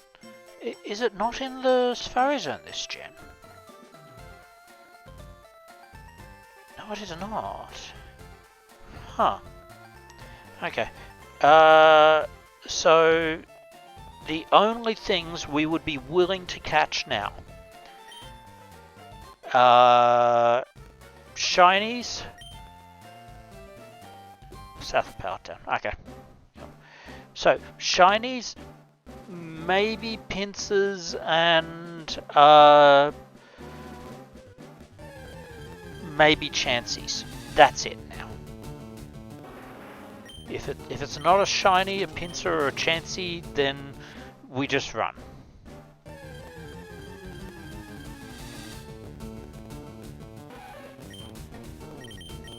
Oops. We just run when I don't completely muck up my...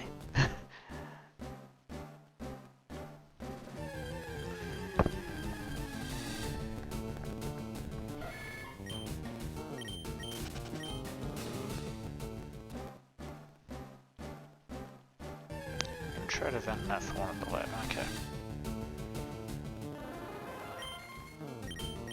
Yeah, adding XP for catching is one of the best quality of life changes they have ever made to Pokemon. Like, before that, like,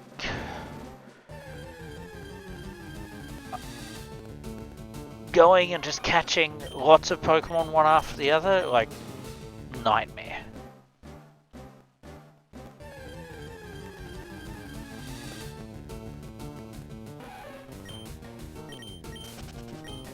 Even with it, you still need a good way to grind the cash so you can buy all the balls you need, but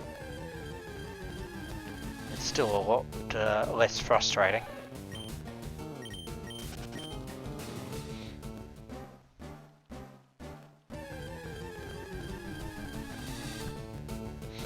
Ooh, a pincer. Okay, well, we already have one, but like I said, we will try and get pincers when they show up.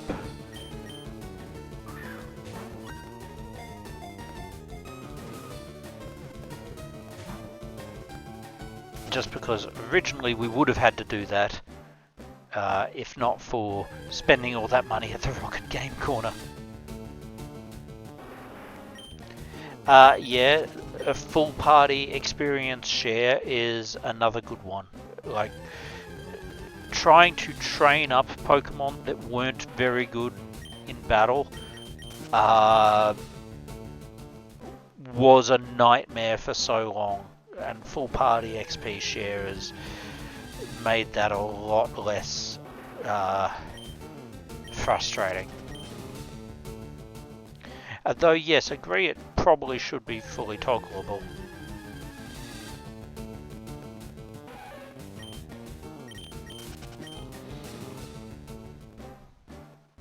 I mean, we should be allowed to concentrate our experience if we really want.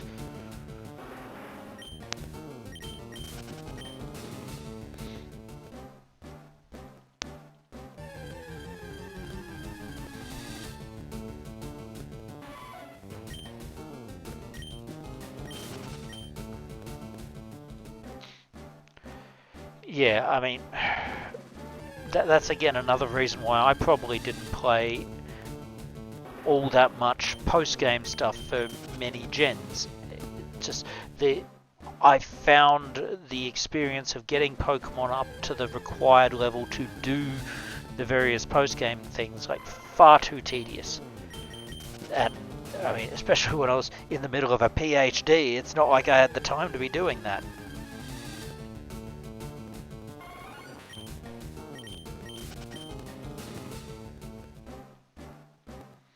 I mean, it's one of the things where I used to have a lot of sympathy for people who did effectively cheat and gen their Pokemon, or use a Game Shark or whatever. Back in these old gens, the amount of time it took to get good Pokemon was excessive. So if you really wanted those competitive Pokemon, like, you either needed to have a ridiculous amount of time, or you used something that basically let you pick your stats. I have less sympathy for that now, with all the changes that they've made, with things like hyper training, bottle caps, yada yada yada. Like, the amount of effort needed to train Pokemon up today is significantly less than what it once was.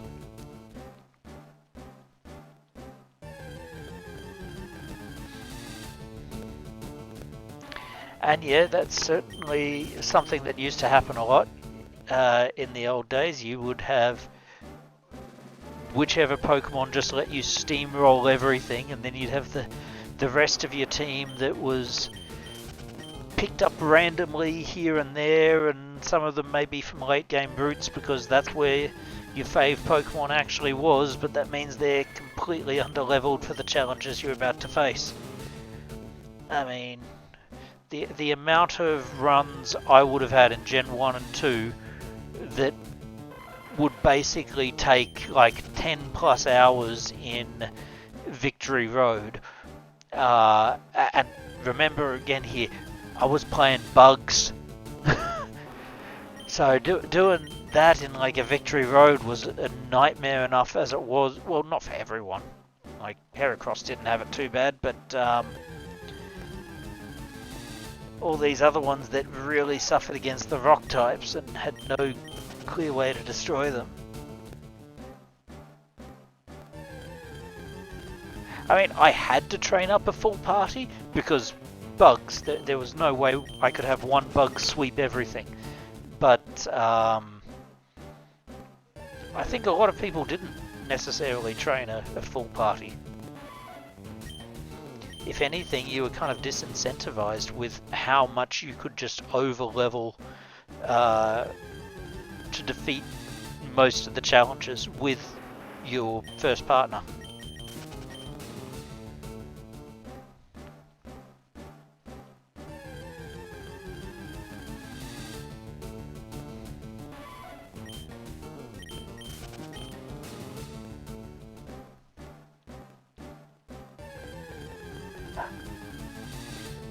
Oh yeah, I never had the patience to try and level up every single Pokemon I caught. I did do that at one point in Gen 1, but it was like, there's no way I can keep all of these Pokemon at roughly the same level. And I mean, I'd wasted enough time as it was. Actually, I remember because I'd seen the anime and there wasn't really a lot of online discussion around this stuff.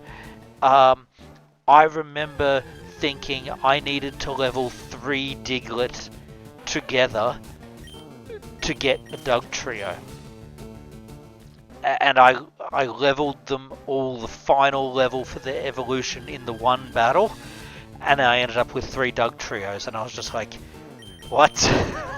I wasted all this time.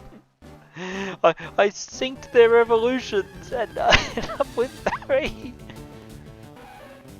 It's just a good thing I didn't do that with Magnemite as well.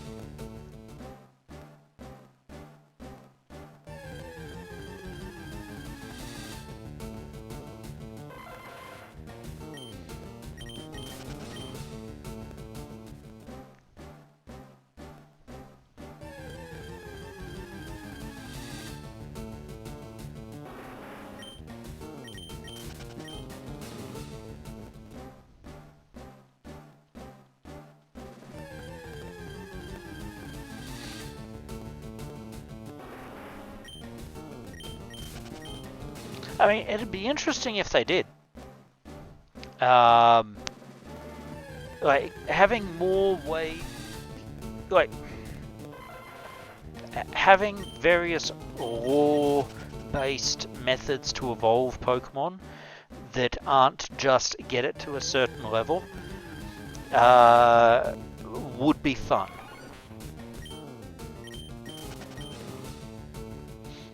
I mean, heck, especially now that, like, data mines are basically not a thing,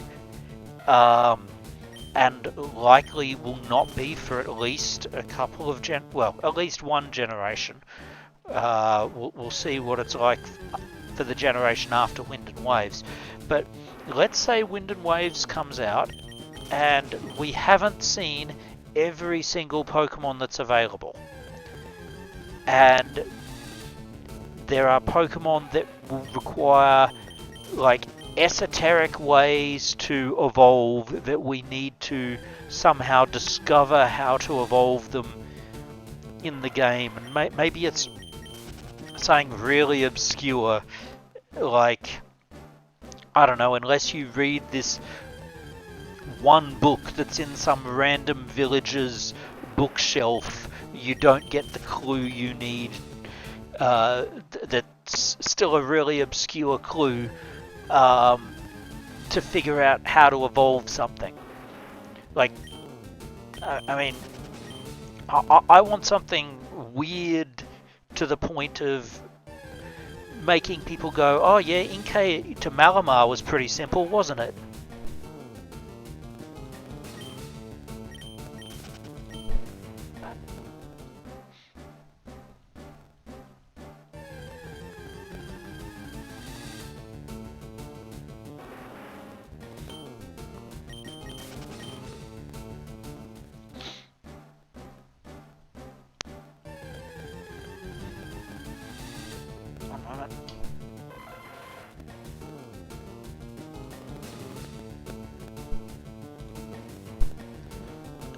Give me a sec, guys, we'll be right back.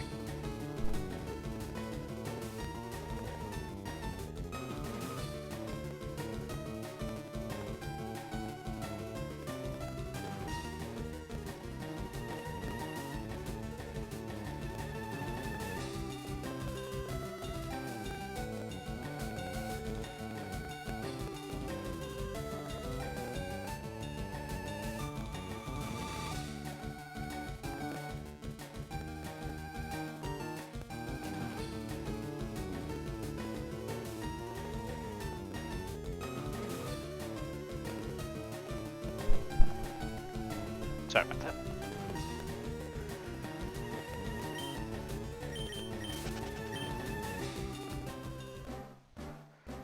Like, I don't know if they necessarily need to be annoying to do evolutions, but I'd like something that could be like... Oh, thank you for the resub, Snowy.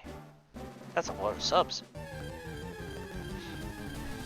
I don't think the evolution method needs to be difficult, just obscure.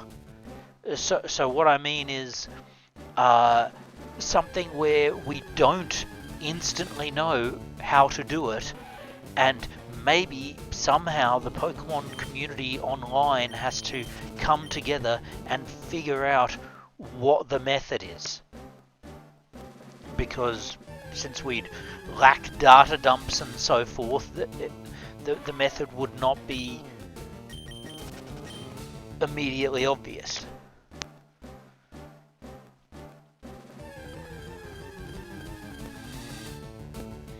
I mean, and I'd like to see it not just with one Pokemon,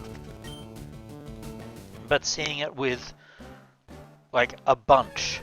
Like, make it feel like we are actually, you know, researching these Pokemon that are not very well understood by the researchers.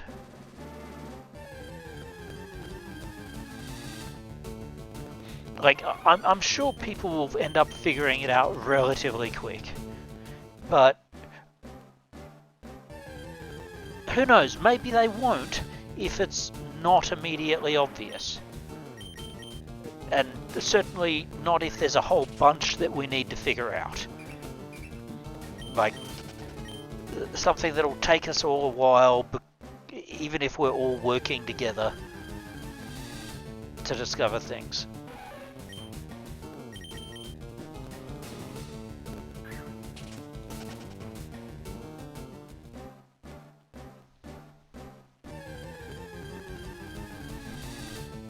Like,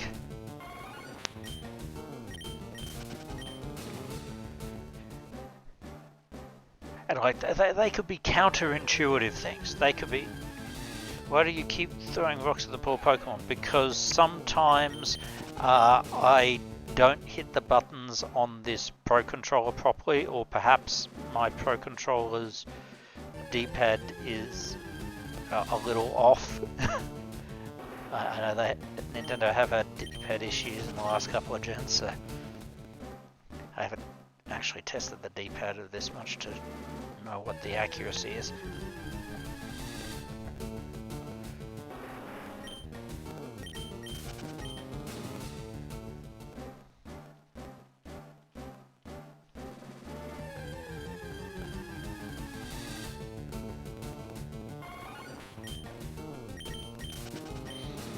But yeah, like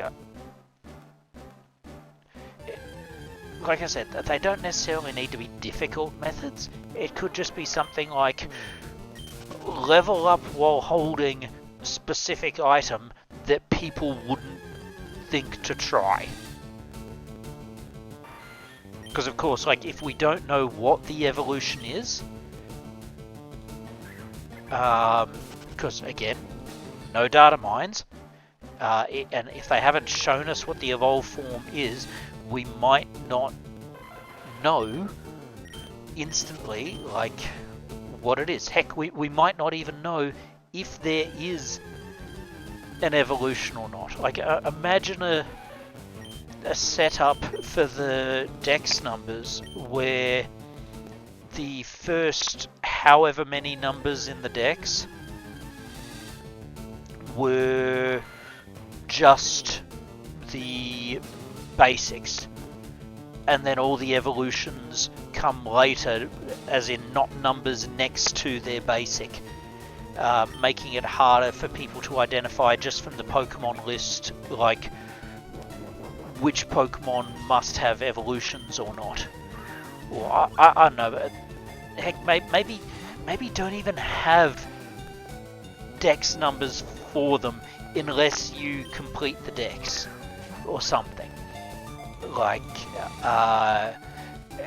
have something where, like, your dex is just purely, like, sort by alphabetical name or something, and like you can't see how many evolutions a species has until you've, you know, actually seen those Pokemon or caught them. Like, I don't know, I can imagine a lot of people might be very annoyed by something like that, but I can't help but think that that kind of setup, cool, we got the Pinsir too, that kind of setup could actually help, like, immerse players in a feeling of, yeah, we're actually discovering these Pokemon. We're not just, like, literally just scanning these Pokemon to have our dex update itself with information other people already knew about it. But something that kind of gives you that feeling of discovery that you are the one actually finding that information. In the same way that Legends Arceus had that same sort of thing, like, where you literally had those research tasks. I mean, heck, I guess that could be a way to bring in that sort of research task into the main series. Like, yeah, have us be in a region that's like only recently had humans resettling in it or whatever, and there's a whole lot of Pokemon species that are not particularly well known or understood by professors. I'm sure there's plenty of ways you could do that lore-wise.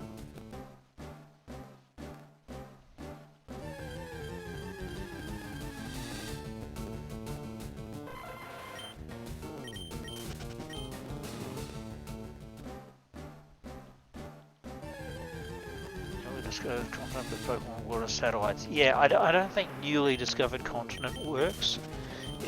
Not unless you've got something like it's literally a new continent because Kyogre and Groudon were naughty.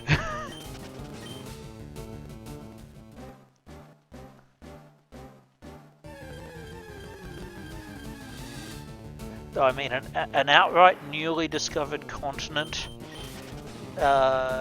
could be a thing if you do like a Legends set. Okay, like a Legends set in Brazil, and like your big thing is like obviously you've got part of the whole like conquest and colonization of the New World thing. But also, I mean, Amazon jungle, Mew, all that stuff. Fun fact, Brazil's a tree name. Well, there's your professor right there.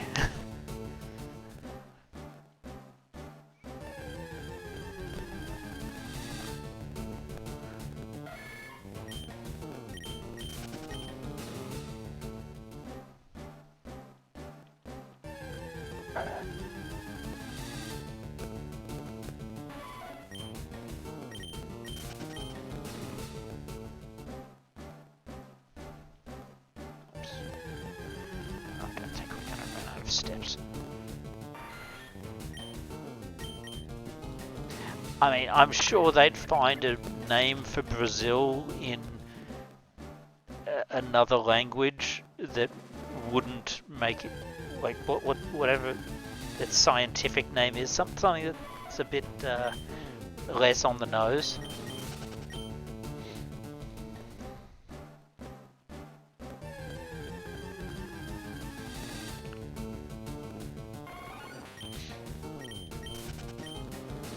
I mean, what else? I guess you could have a Pokemon game set in a far future with people arriving on a new planet and they discover Pokemon on that new planet too. I mean, we've already got at least one Pokemon game now that has a whole humans went into outer space thing, so who knows what the humans of the Pokemon world discovered there. Maybe we found the home planet of the Clefairy.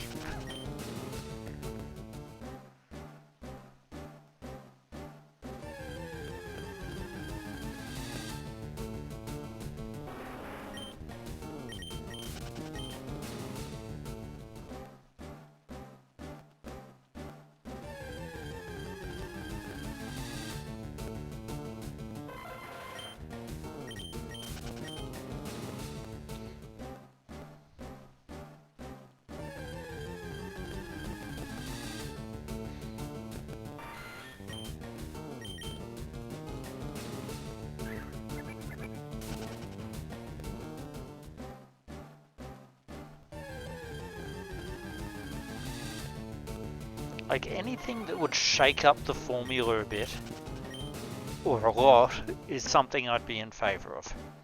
Like, I would appreciate having a main series Pokemon game where my character is not a teenager or a preteen and is actually an adult.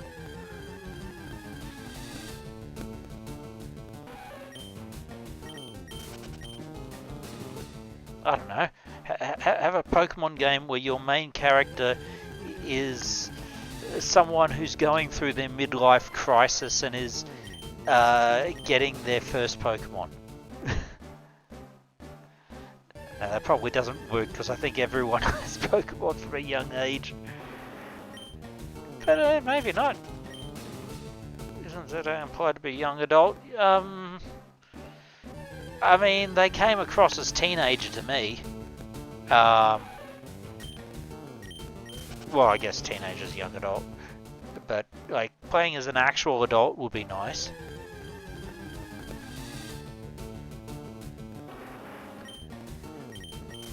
Like, maybe they never went on a journey. Maybe they did go on a journey when they were younger but abandoned it for whatever reason.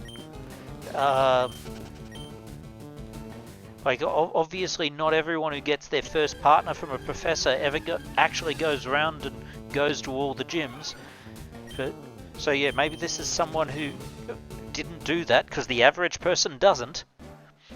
But then years later they're having their midlife crisis and they decide to go around. Mentions playing around, event takes missions 20, runs around the city doing whatever.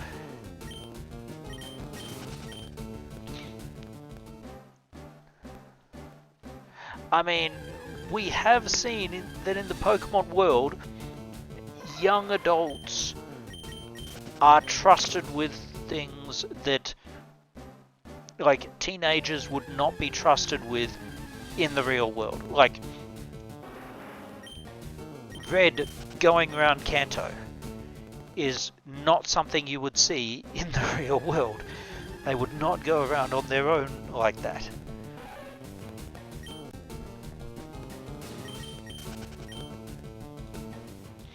So, I mean, there's some interesting, like, sociological questions about how the society's evolved that's become acceptable.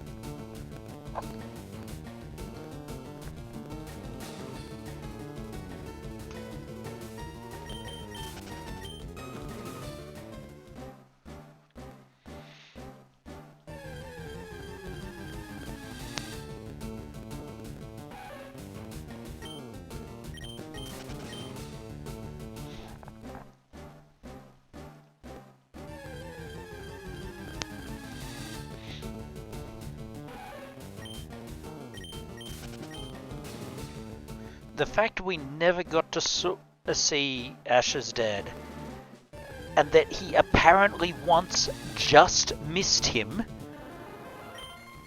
because his mother met him and his father left a new hat for him with his mother, is just like, why? Why did you never let us meet him? Like, surely you could have had that at the end, but I mean, maybe that's another case of well, we wanted to save this in case we ever did return to Ash's story at some point in the future.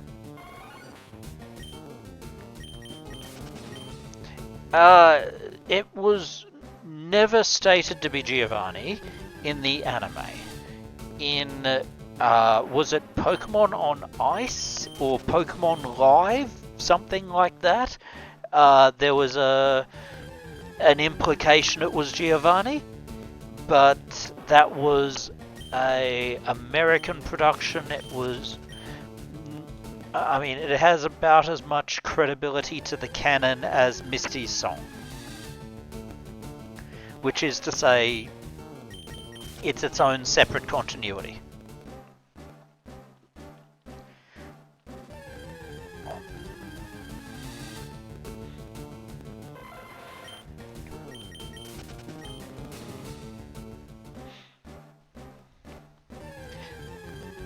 Speaking of things that we've... Oh, jeez, please don't run out of battery.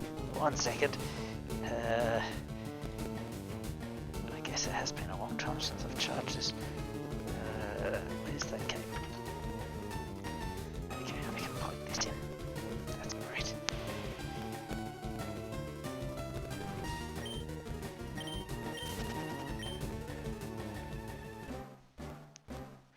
Yeah, if it was Giovanni, like, there would have been some mention of it. And yeah, if it was Giovanni, then that does raise the question of Silver. And the whole, does this mean that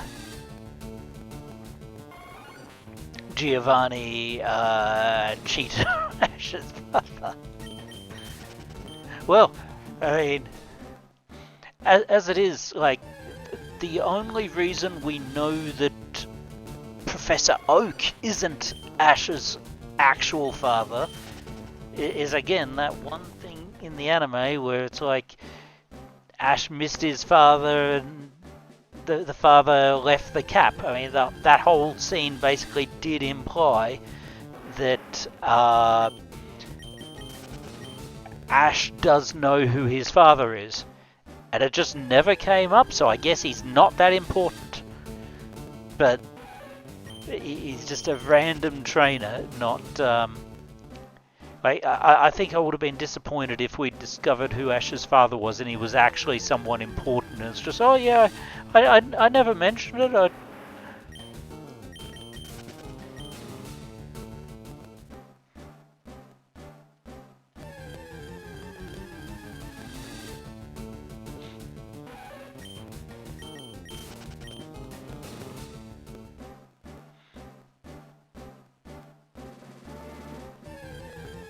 I mean, in all honesty, I expected Ash's father to be a deadbeat trainer like Flint was.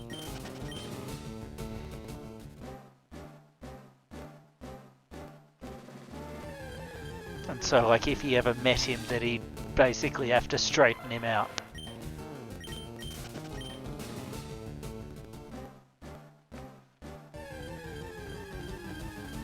I mean, heck, the fact that Ash never saw his father in the follow-up to becoming the champion is just like it shows us how like little relationship there actually is there.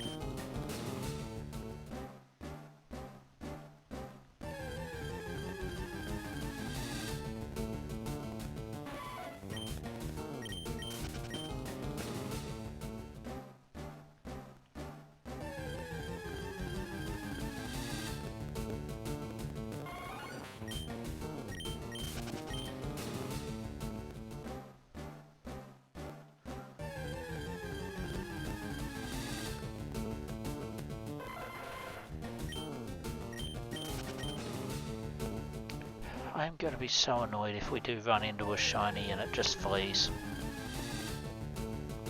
We've only got 40 minutes left to try and find a shiny. I'm not going to be running overtime for this one, I don't think.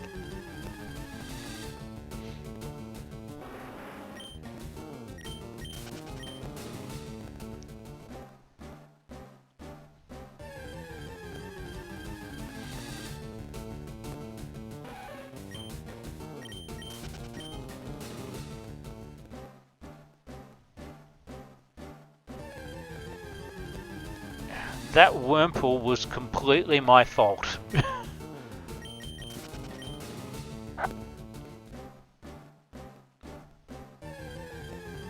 I should have just thrown the dang ball.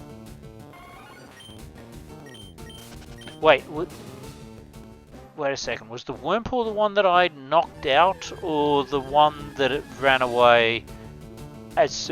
No, actually the Wurmple's the one that ran away as soon as I engaged it in battle, wasn't it? And so I should have just thrown the dang ball to begin with. What I really should have done is just save right there looking at the thing and then try to catch it.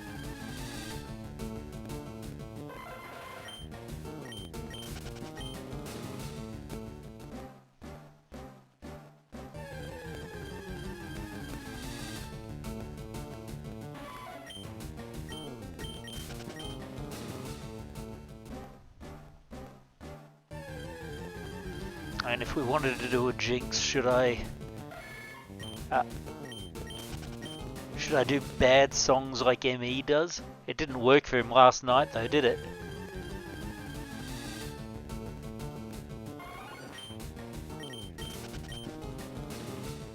Never gonna gibble you up, never gonna let you down, never snore under and swamp at you. Never gonna mock a cry, never gonna save a lie, never gonna tell a lie and hurt you. Yeah, no, that was bad.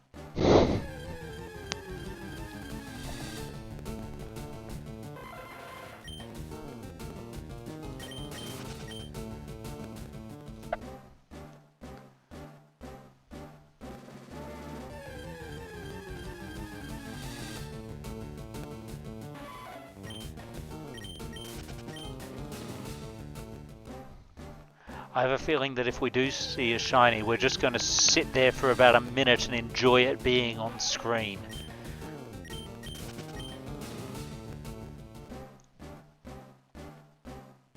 Take a few screenshots.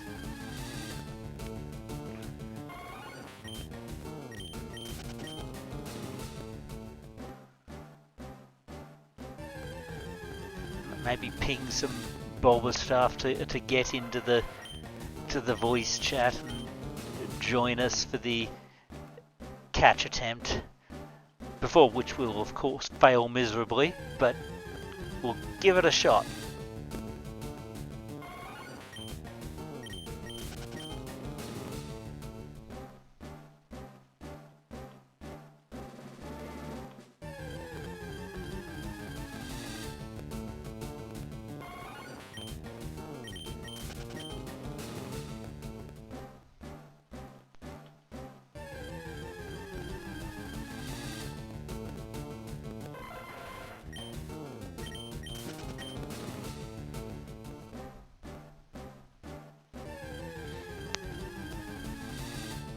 Oh, you can believe all you like, but we can't catch Beetle here.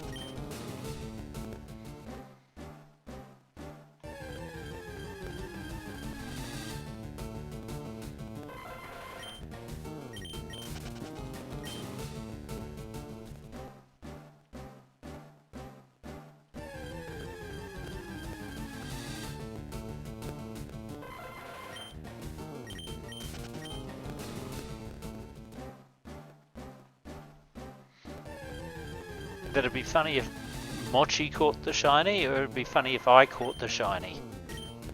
I mean, it would certainly be amusing if I caught the shiny, being the person who wasn't originally part of the whole Safari Week thing, and who only accidentally became part of it because I got up to the Safari Zone in time, without even realising that I'd done it in time for Safari Week because I didn't know the date of it.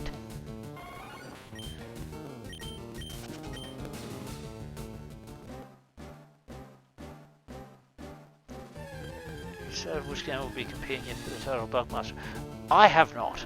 I have not had the time to, like, part of the issue here, Jay, is that because I can't look at bug Pokemon's pages without potentially compromising this run, I can't properly study for figuring out which game would actually be plausible to do that in. And even if I do figure it out, like, I don't know when we do it, because I want to do XD after we finish this run. So unless I had like two main series going on the Twitch at the same time, which is a bit stressful, I'm not sure I'd be able to do it.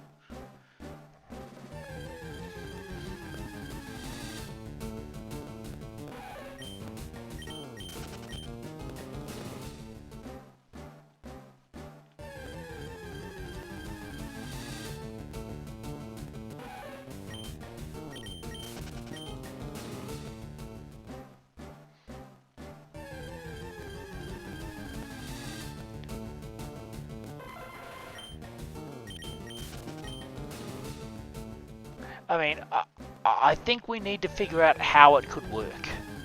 Because, like, the flip side of this is that it's a fun challenge in the earlier gens because it's so limited, right?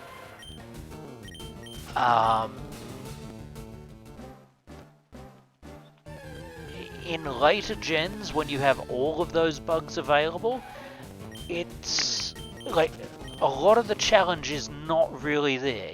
You're going to have a lot easier time like covering types and finding various things, and it's like you would need to do something different to the run to give it some sort of challenge. Like maybe, I don't know, imposing a level cap to your Pokemon so you can't just over level things, or maybe saying like, okay, no TMs. Like in this generation that would be a nightmare, but in later gens with much more expanded move pools, it's a restriction. It certainly makes the run a lot harder, but I'm not sure it makes the run impossible.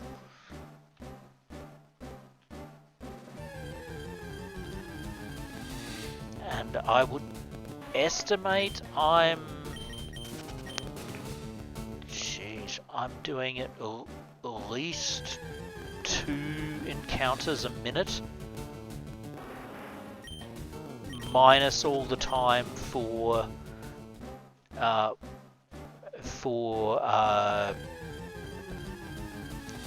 capture attempts. So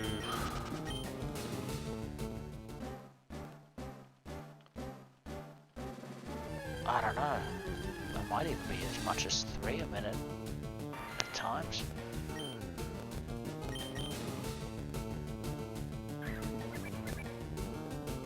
Problem is you can be losing a lot of time on the capture attempts.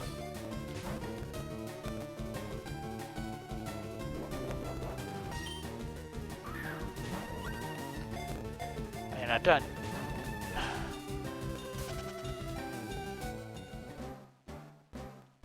know if I'd get up to 500 by the end of the stream. Maybe I am. I really haven't kept track at all. And I mean, would you include the encounters from the period of time we spent in the Safari Zone last week as well?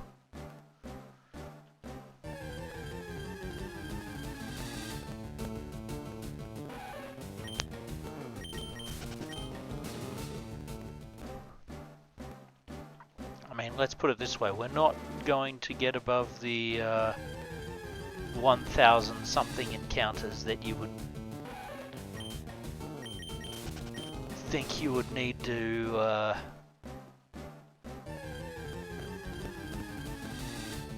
get a single shiny.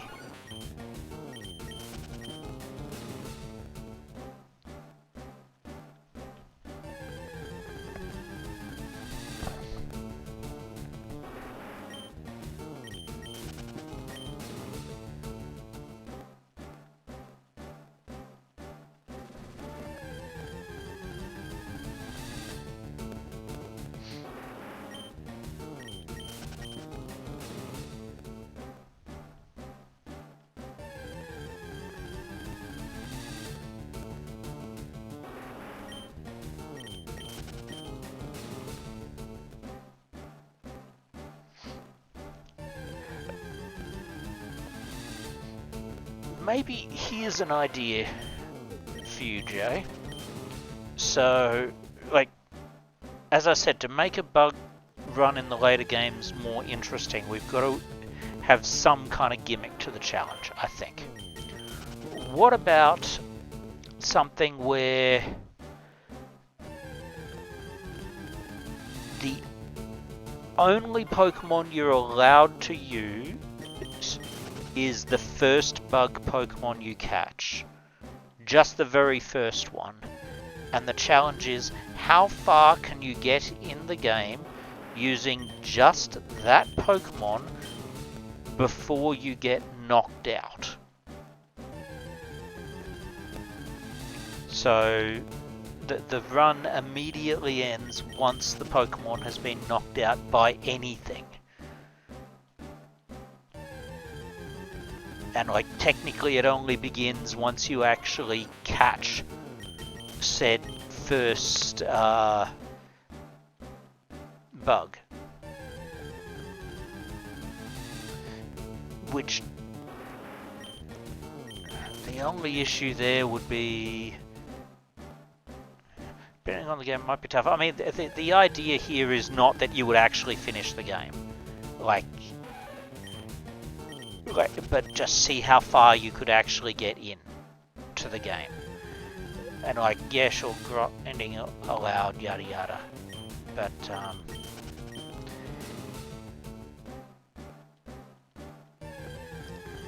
I mean, realistically, it'd have to be the very first bug Pokemon that can be encountered in the game.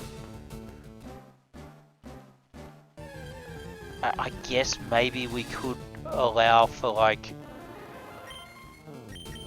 if there's a specific route where they turn up, we could nominate a specific Pokemon and gender that we want.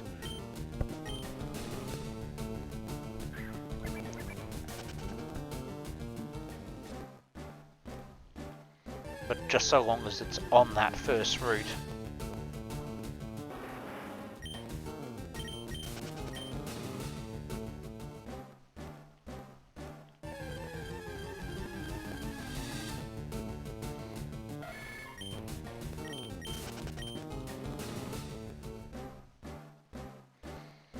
But yeah, I think the other advantage of that sort of gimmick run is that it's probably not going to go for months and months.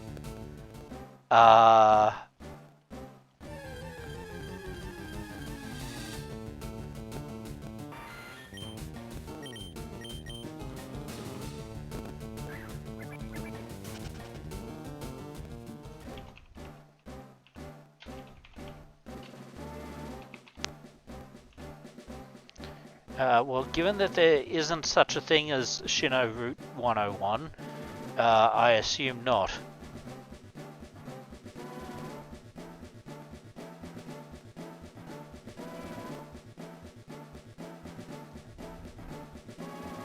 Yeah, I was gonna say Sinnoh Route 201. What's there? Yeah, Kricketot is available there. In Gen 4. Oh wait, is it in BDSP? It is not in BDSP. It is in the Gen 4 games.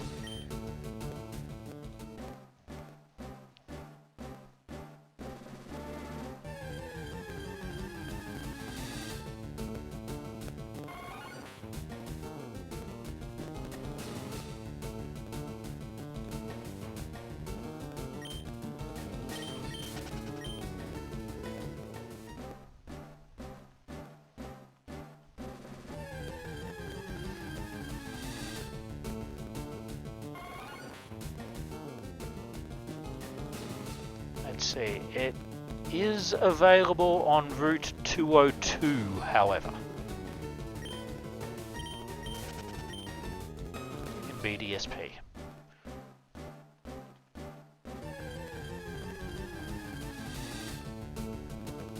So is that the earliest you could get one?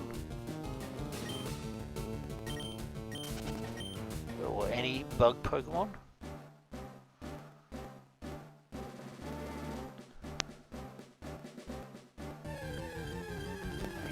Pretty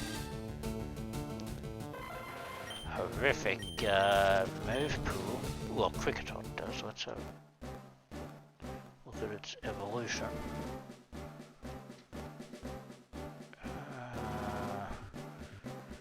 Slightly better.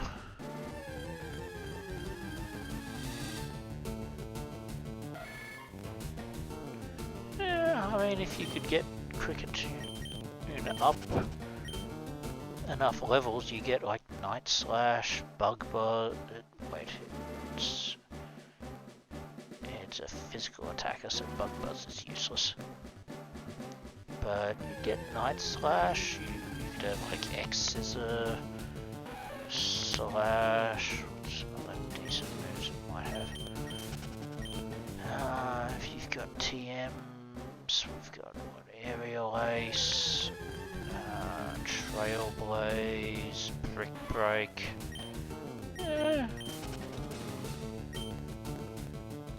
You'd have a. You'd have a decent selection of physical moves that you could learn. Oh wait, that's the wrong generation, is it? BDSP Regen 8. What do we got there for?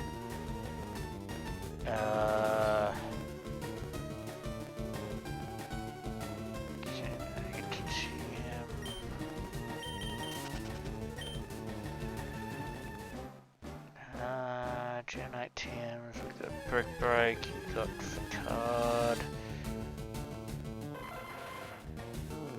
Okay, it's Gen 8 TMs are a lot worse, but...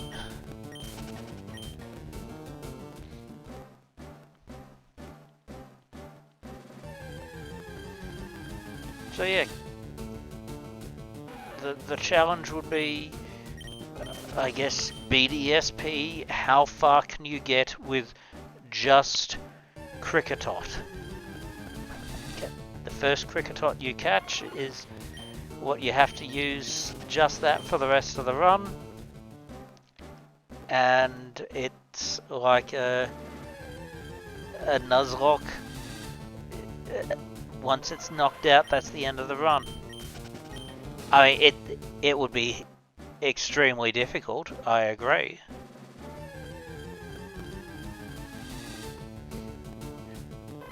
There would have to be rules against too much grinding, probably. But allow items. Or don't. I mean, that would be amusing too.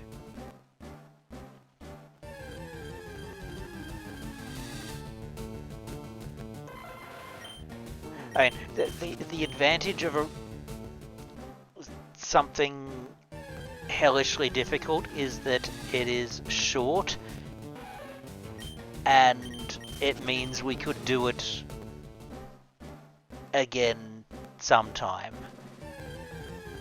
rather than just being a once-off.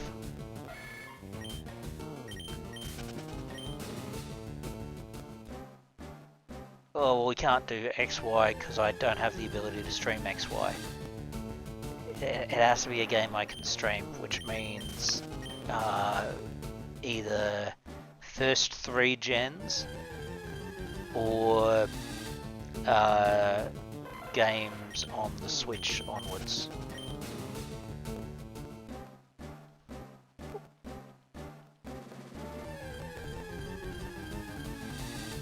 Which I guess will also include the GameCube games, but I don't think you can realistically use a bug and clear those. That'd be too much.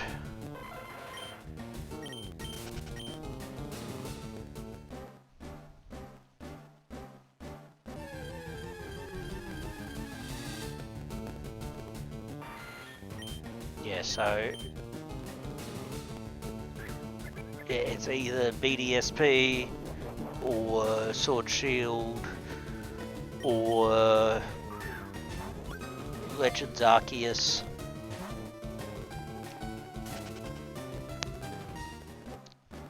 I don't think ZA is workable given the requirement for Mega Evolutions to really get anywhere in that game. I don't know. I mean, how early do you get a bug in ZA that can Mega Evolve? Weedle in the first Wild Zone. How soon can you get Beedrillite?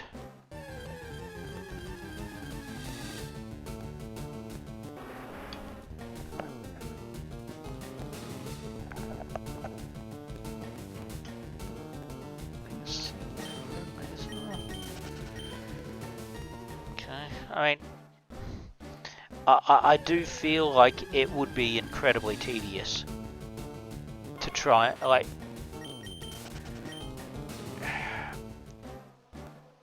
I feel the setup of ZA doesn't really work for it. Sword Shield has 3 bugs on the first route. That gives us some possible selection. Yeah,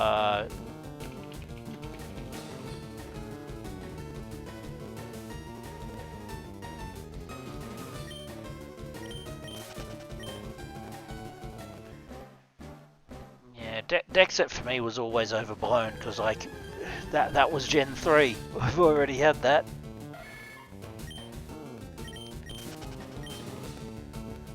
Blipbug, Caterpie and Grubbin. Okay, well obviously I can't look up Caterpie's page at the moment with this run, but we know the Butterfree line decently. Grubbin would let us get a second evolution and have Vikavolt. With... well, let's bring up Vikavolt's page.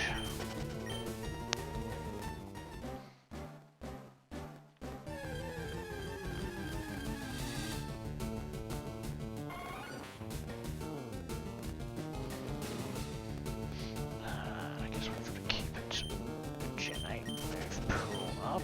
So Vikavolt has got some decent type coverage. A mix of both. Is it primarily a physical attack or a special attacker? Primarily a special attacker. Okay, that does limit it a bit more because most of these moves it's getting physical, but it does at least have Bug Buzz and Thunderbolt.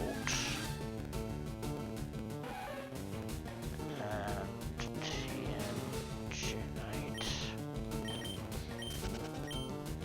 Solar Beam. Mudshot. Round. Air Slash.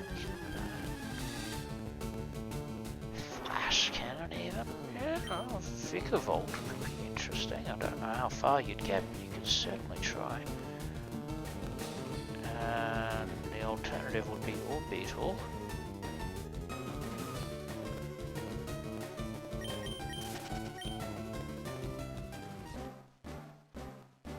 And, well, it's also a special attacker, I guess. Stat isn't as great, it is more defensive, so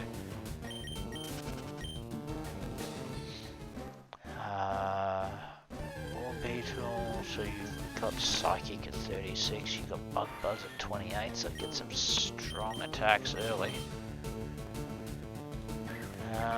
What else does it have for other attacks? TM28, Giga Drain. Shadow Ball? Yeah, okay, well, I mean, maybe that's the... That could work then.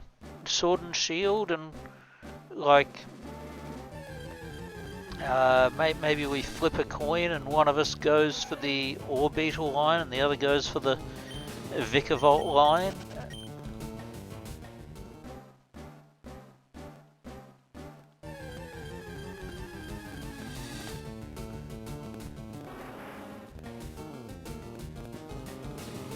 You're right, the Vikavolt's surprisingly slow. Oh, you don't have Sword Shield. Oh, okay, well, never mind. There goes that idea.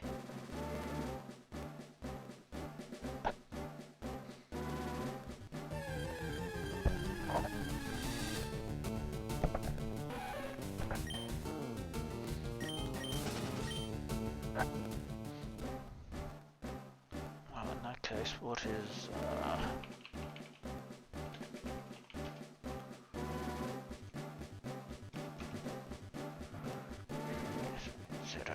Okay, let's see, South Province, around Cabo Poco Pokemon.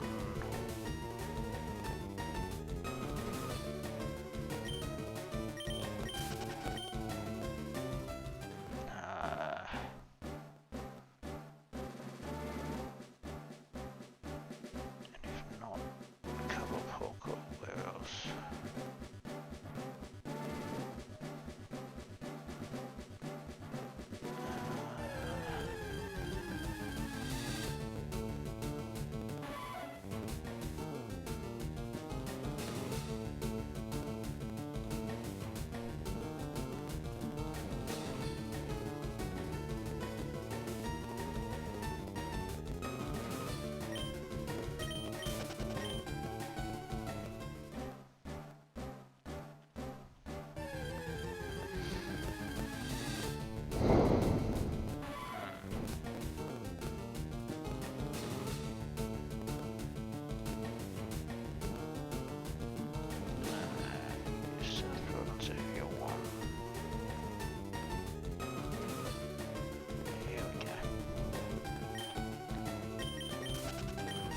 So, Scatterbug or Tarantula or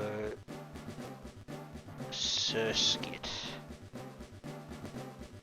or Combi or Spupa. Okay, so we'd have 5 Pokemon potentially to pick from with a Sword and Shield run. I mean, maybe the...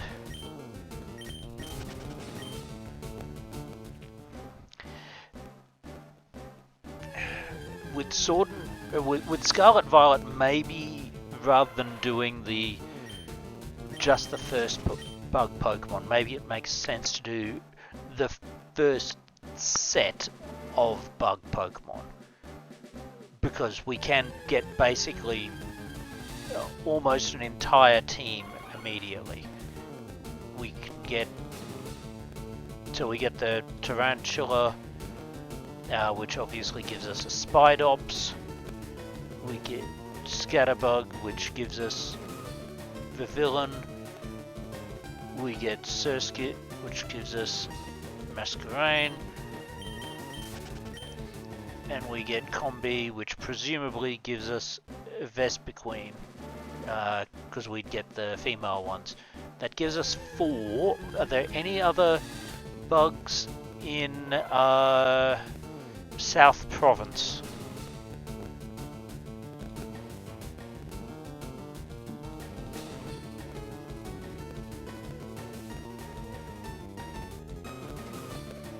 Like, we'd have to have like just bugs that you can get before you go to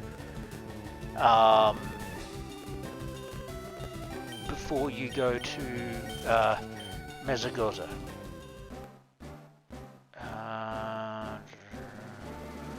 Was the Lokix available that early?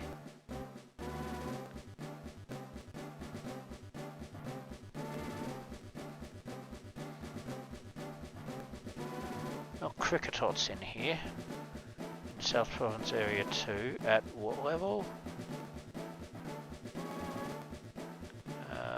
7 to 11. Yeah, that's okay.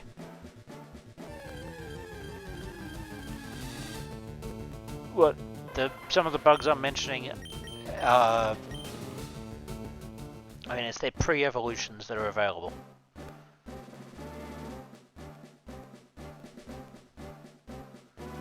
Oh yeah, Nimble. Well, Nimble's 4 to 17.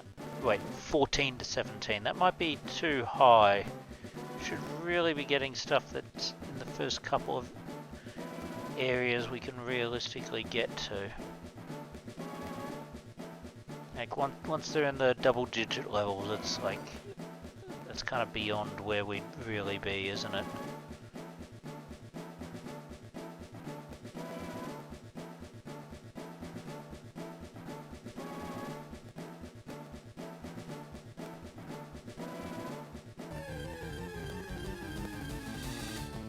Like, Scatterbug, Tarantula are both on Poco Path.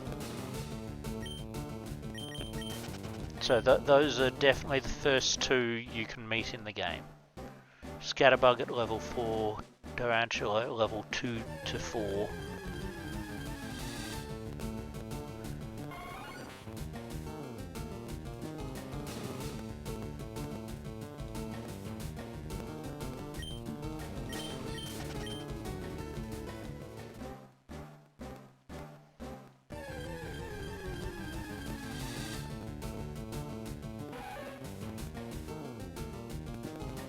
Yeah, like this is what I meant in like saying we would have to do research to see what's realistic.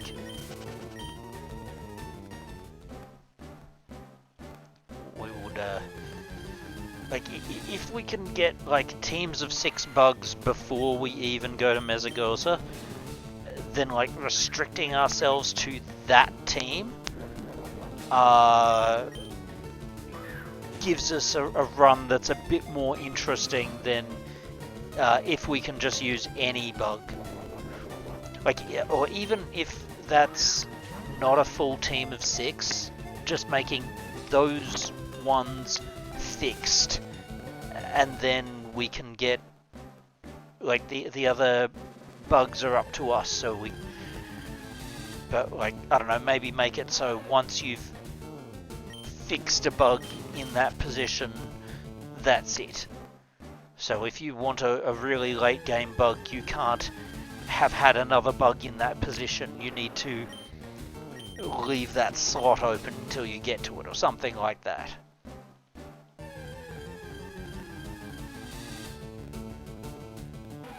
I mean, admittedly, that could also work as an alternate. If you have that rule, then maybe we don't need to do all of the early ones, but just make it so we do actually like set out the specific Pokemon we're going for at the beginning of the run. But like again, would require the research to be done to figure out what's plausible. And to figure out if we are going to allow TMs or not.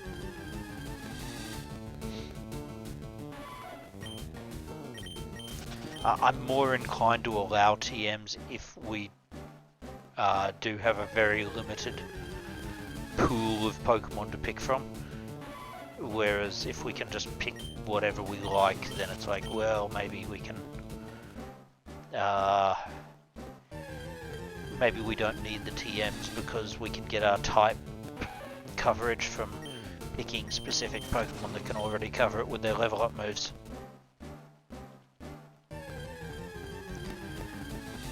I will admit, in the more recent gens, like you do get much more powerful moves earlier on than you would have in previous generations. So being without powerful moves for type coverage is probably a bit more painful than it was in the past. If it's like got less than 70 power, you can basically forget it.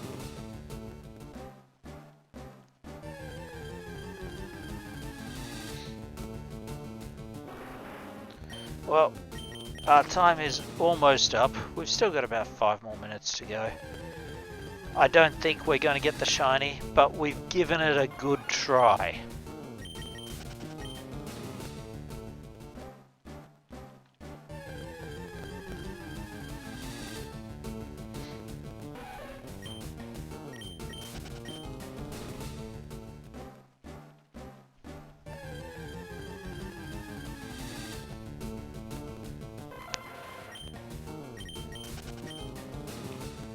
And perhaps more importantly for this overall run, we got every single Pokemon we needed to from the Safari Zone.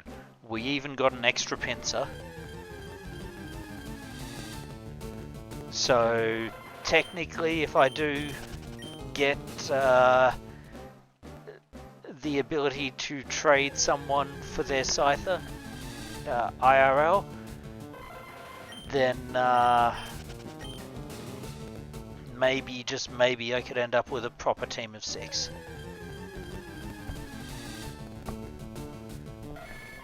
It's still unlikely, but I mean, if we get lucky, we might be able to do that for Victory Road. Even if Scythe is going to be a bit of a liability there. Actually, when do you get Metal Coat in this game? Like, even if I can trade for the Scyther, do I actually have the means to be able to make it a sizzle prior to the Elite Four? Or is that just not gonna happen?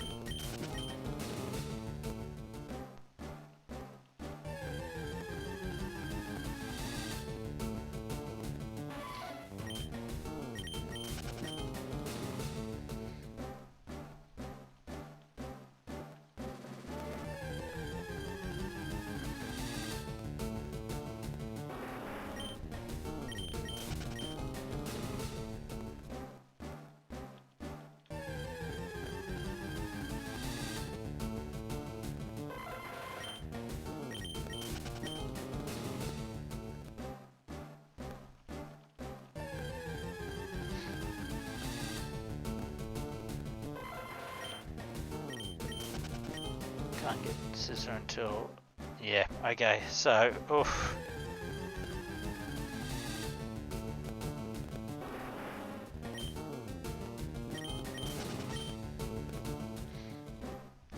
I'm not sure, sorry Jay, I've got that tab closed.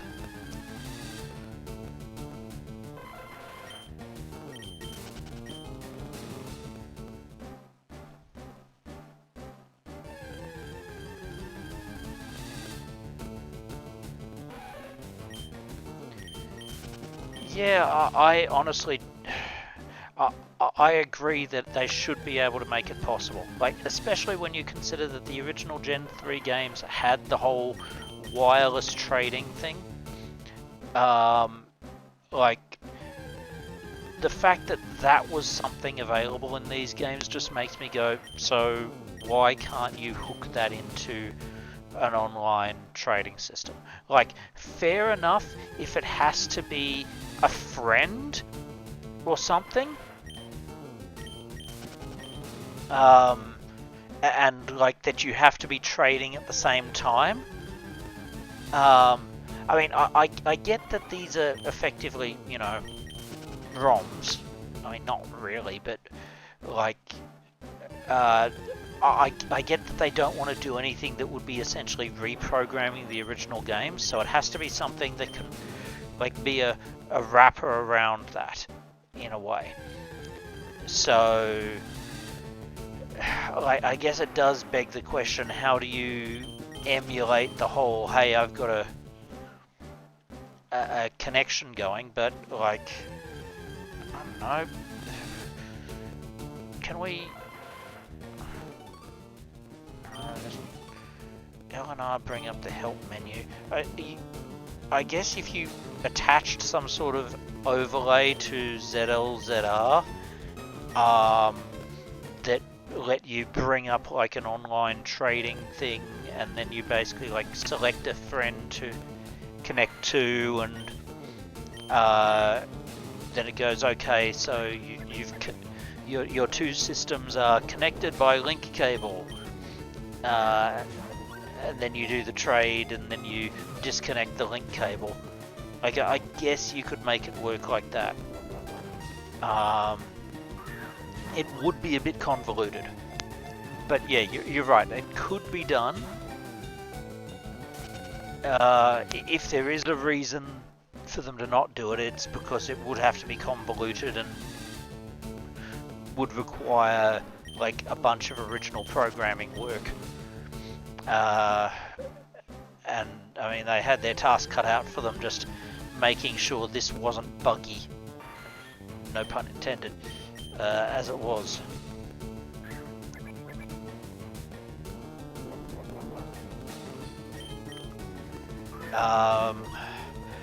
Something that involved home trading would... Oh, another pencil. Cool. Well, at least we got another consolation prize. 2 minutes passed. We'll keep going a little while longer. Maybe use up our Pokeball, well, Safari balls. But yeah, something like home trading, where home checks your save file here, and you had some sort of like specialized Fire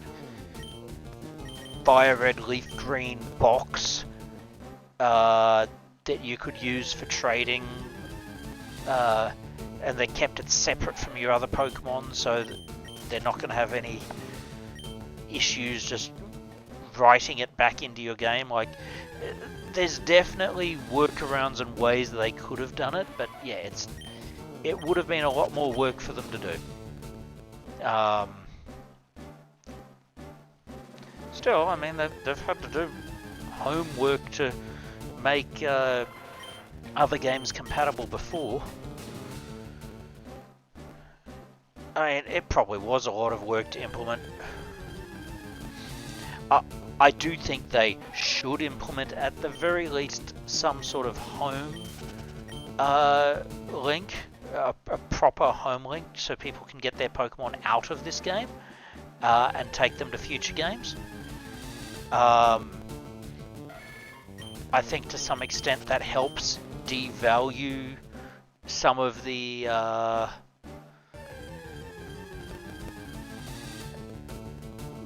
stuff people do to Gen Pokemon,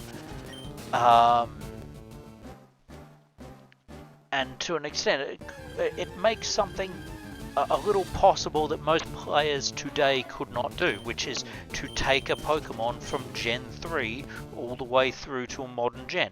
Like, if you have all the games and all the hardware, you can still technically do that, but the 3DS kind of broke the link, unless you still have absolutely everything, and you had, like, you can't just buy well, I guess you could buy a 3DS if the account on there remained attached and had the right software, but a 3DS that's had its accounts removed and didn't have the software, you wouldn't be able to take it beyond those games. And even then, actually, what's the furthest you can take a Pokemon now? You can still use Poké Transporter. I guess you can still do a lot of the stuff, but it just requires that you have a 3DS with all the software installed, which is extremely difficult for people to get, so... Oh, they would absolutely add aggressive clone and gen protection. Like, the very fact that you can play this game on multiple accounts is already going to scare them, because that's effectively multiple save files right there. Now, I'm not sure how much people have hacked the Switch too. I don't think they have yet. But if you told me that in future someone found a way to transfer a save file from one profile to another profile,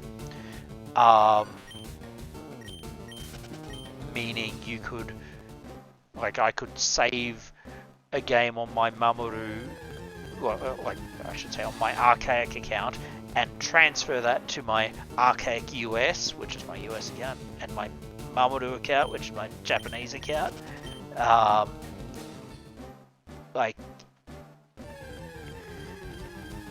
if it was possible to copy that save file over, meaning that I could do a trade and then I'd still have a copy of the account from before the trade, like a copy of the save before the trade that could be backed up.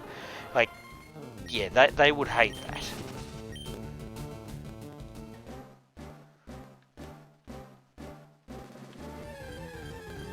Oh geez, if arbitrary code execution works, that's scary. I mean, if people can do that, my question would be, how well is Fire Red Leaf Green sandboxed within the Switch 2, because if it's not well sandboxed, then that would basically be begging for someone to use the game to hack the system open.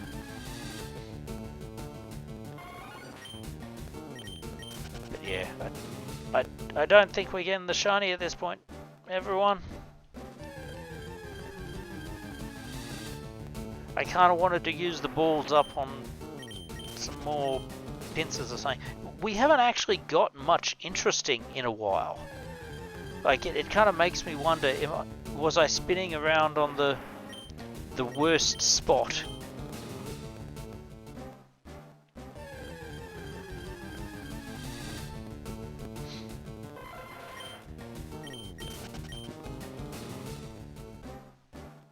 Well, I'm not going to... This might be a bug-only run, but that's bug types, not actual game bugs. So I'm not going to knowingly exploit any of those this run. I don't know how safe it would be to try and do that on another account. I mean, could I effectively brick the cart for that specific profile? I guess there's probably a way to delete the save file for that profile only, so there's probably a way to do it safely, but I'd still be iffy about it.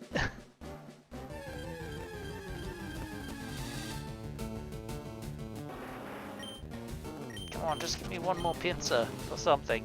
Oh, actually, we already did catch ourselves the third pincer. It's kind of weird that we've had really no luck for much decent in the last 20-30 minutes or so, compared to earlier in the run where we were just constantly getting these rare Pokemon. You can delete save. Okay, so there's not too much risk to trying out these bugs, I guess, then, in that case.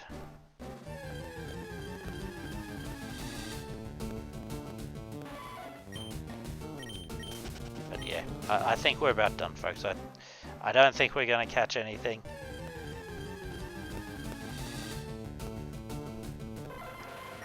And it's probably time to call it. So, well, we'll keep spinning around on the spot while we go through the motions for finishing up. I mean, hey, we do need to go and raid Zeldathon. Zeldathon are still going at the moment, right? Yes, they are. Good. Caps is at Zeldathon, of course, so you may end up running into him. I don't know if he's doing any late night parts of that run, but absolutely we're going to do that. Next week, the run will continue. We will see how we go. I'm honestly not sure where we should go next. If we should be trying to head over to Seafoam, or like when's the appropriate place or the appropriate time to try taking on the power plant. Heck, do we even take it on? Do we consider that as an optional thing? But yeah, okay. Jay has told me I need to hydrate. I do need to hydrate, and that does mean I need to go. Ooh, and my lights just flickered, so I probably should go before we lose power, because there's been a storm brewing this evening here. All right, let's leave the Safari Zone. We're done. Yes, we're gonna leave early. Save the game. Okay, so yeah, we'll be back with the Anthropodcast next week. For the next few days, it'll just be all sorts of Safari Week stuff. I don't know if anyone's doing their normal streams alongside of that. Some might be, but you'll have to double check some of those times because a few of them should be skips this week. I mean, heck, like I don't think Abby's stream is on, even though it seems to be listed at the same time as a different stream this week. Same with the caps lock. I think we probably need to skip a few things in that Twitch schedule. I'll remind people about that because yeah, several of those look double booked. Emmy's definitely doing at least one more. I just don't. I think it's on Sunday. Yeah, that sounds right. Sunday.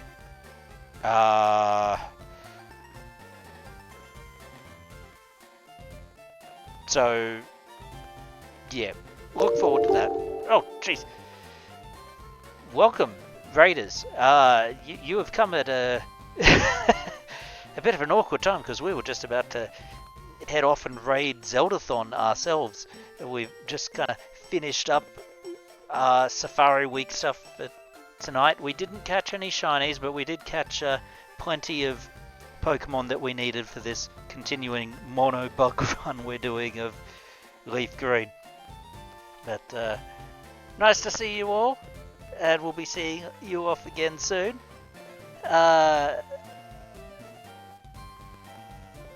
We do have more of our Bulbagarden and Bulbapedia team streaming for this ongoing Safari Week event again over the next few days. Actually, Maniacal Engineer is back tomorrow. I think Abby's on Thursday. It'll be Mochi on Friday. Abby again on Saturday. Emmy, and I think Snowy on Sunday. And, well, I'll be back next Tuesday in any case with more of Yes Run. So, I've been Archaic, Bulbagarden Webmaster, Resident Old Trainer yelling at Altaria. And hope to see you all again soon.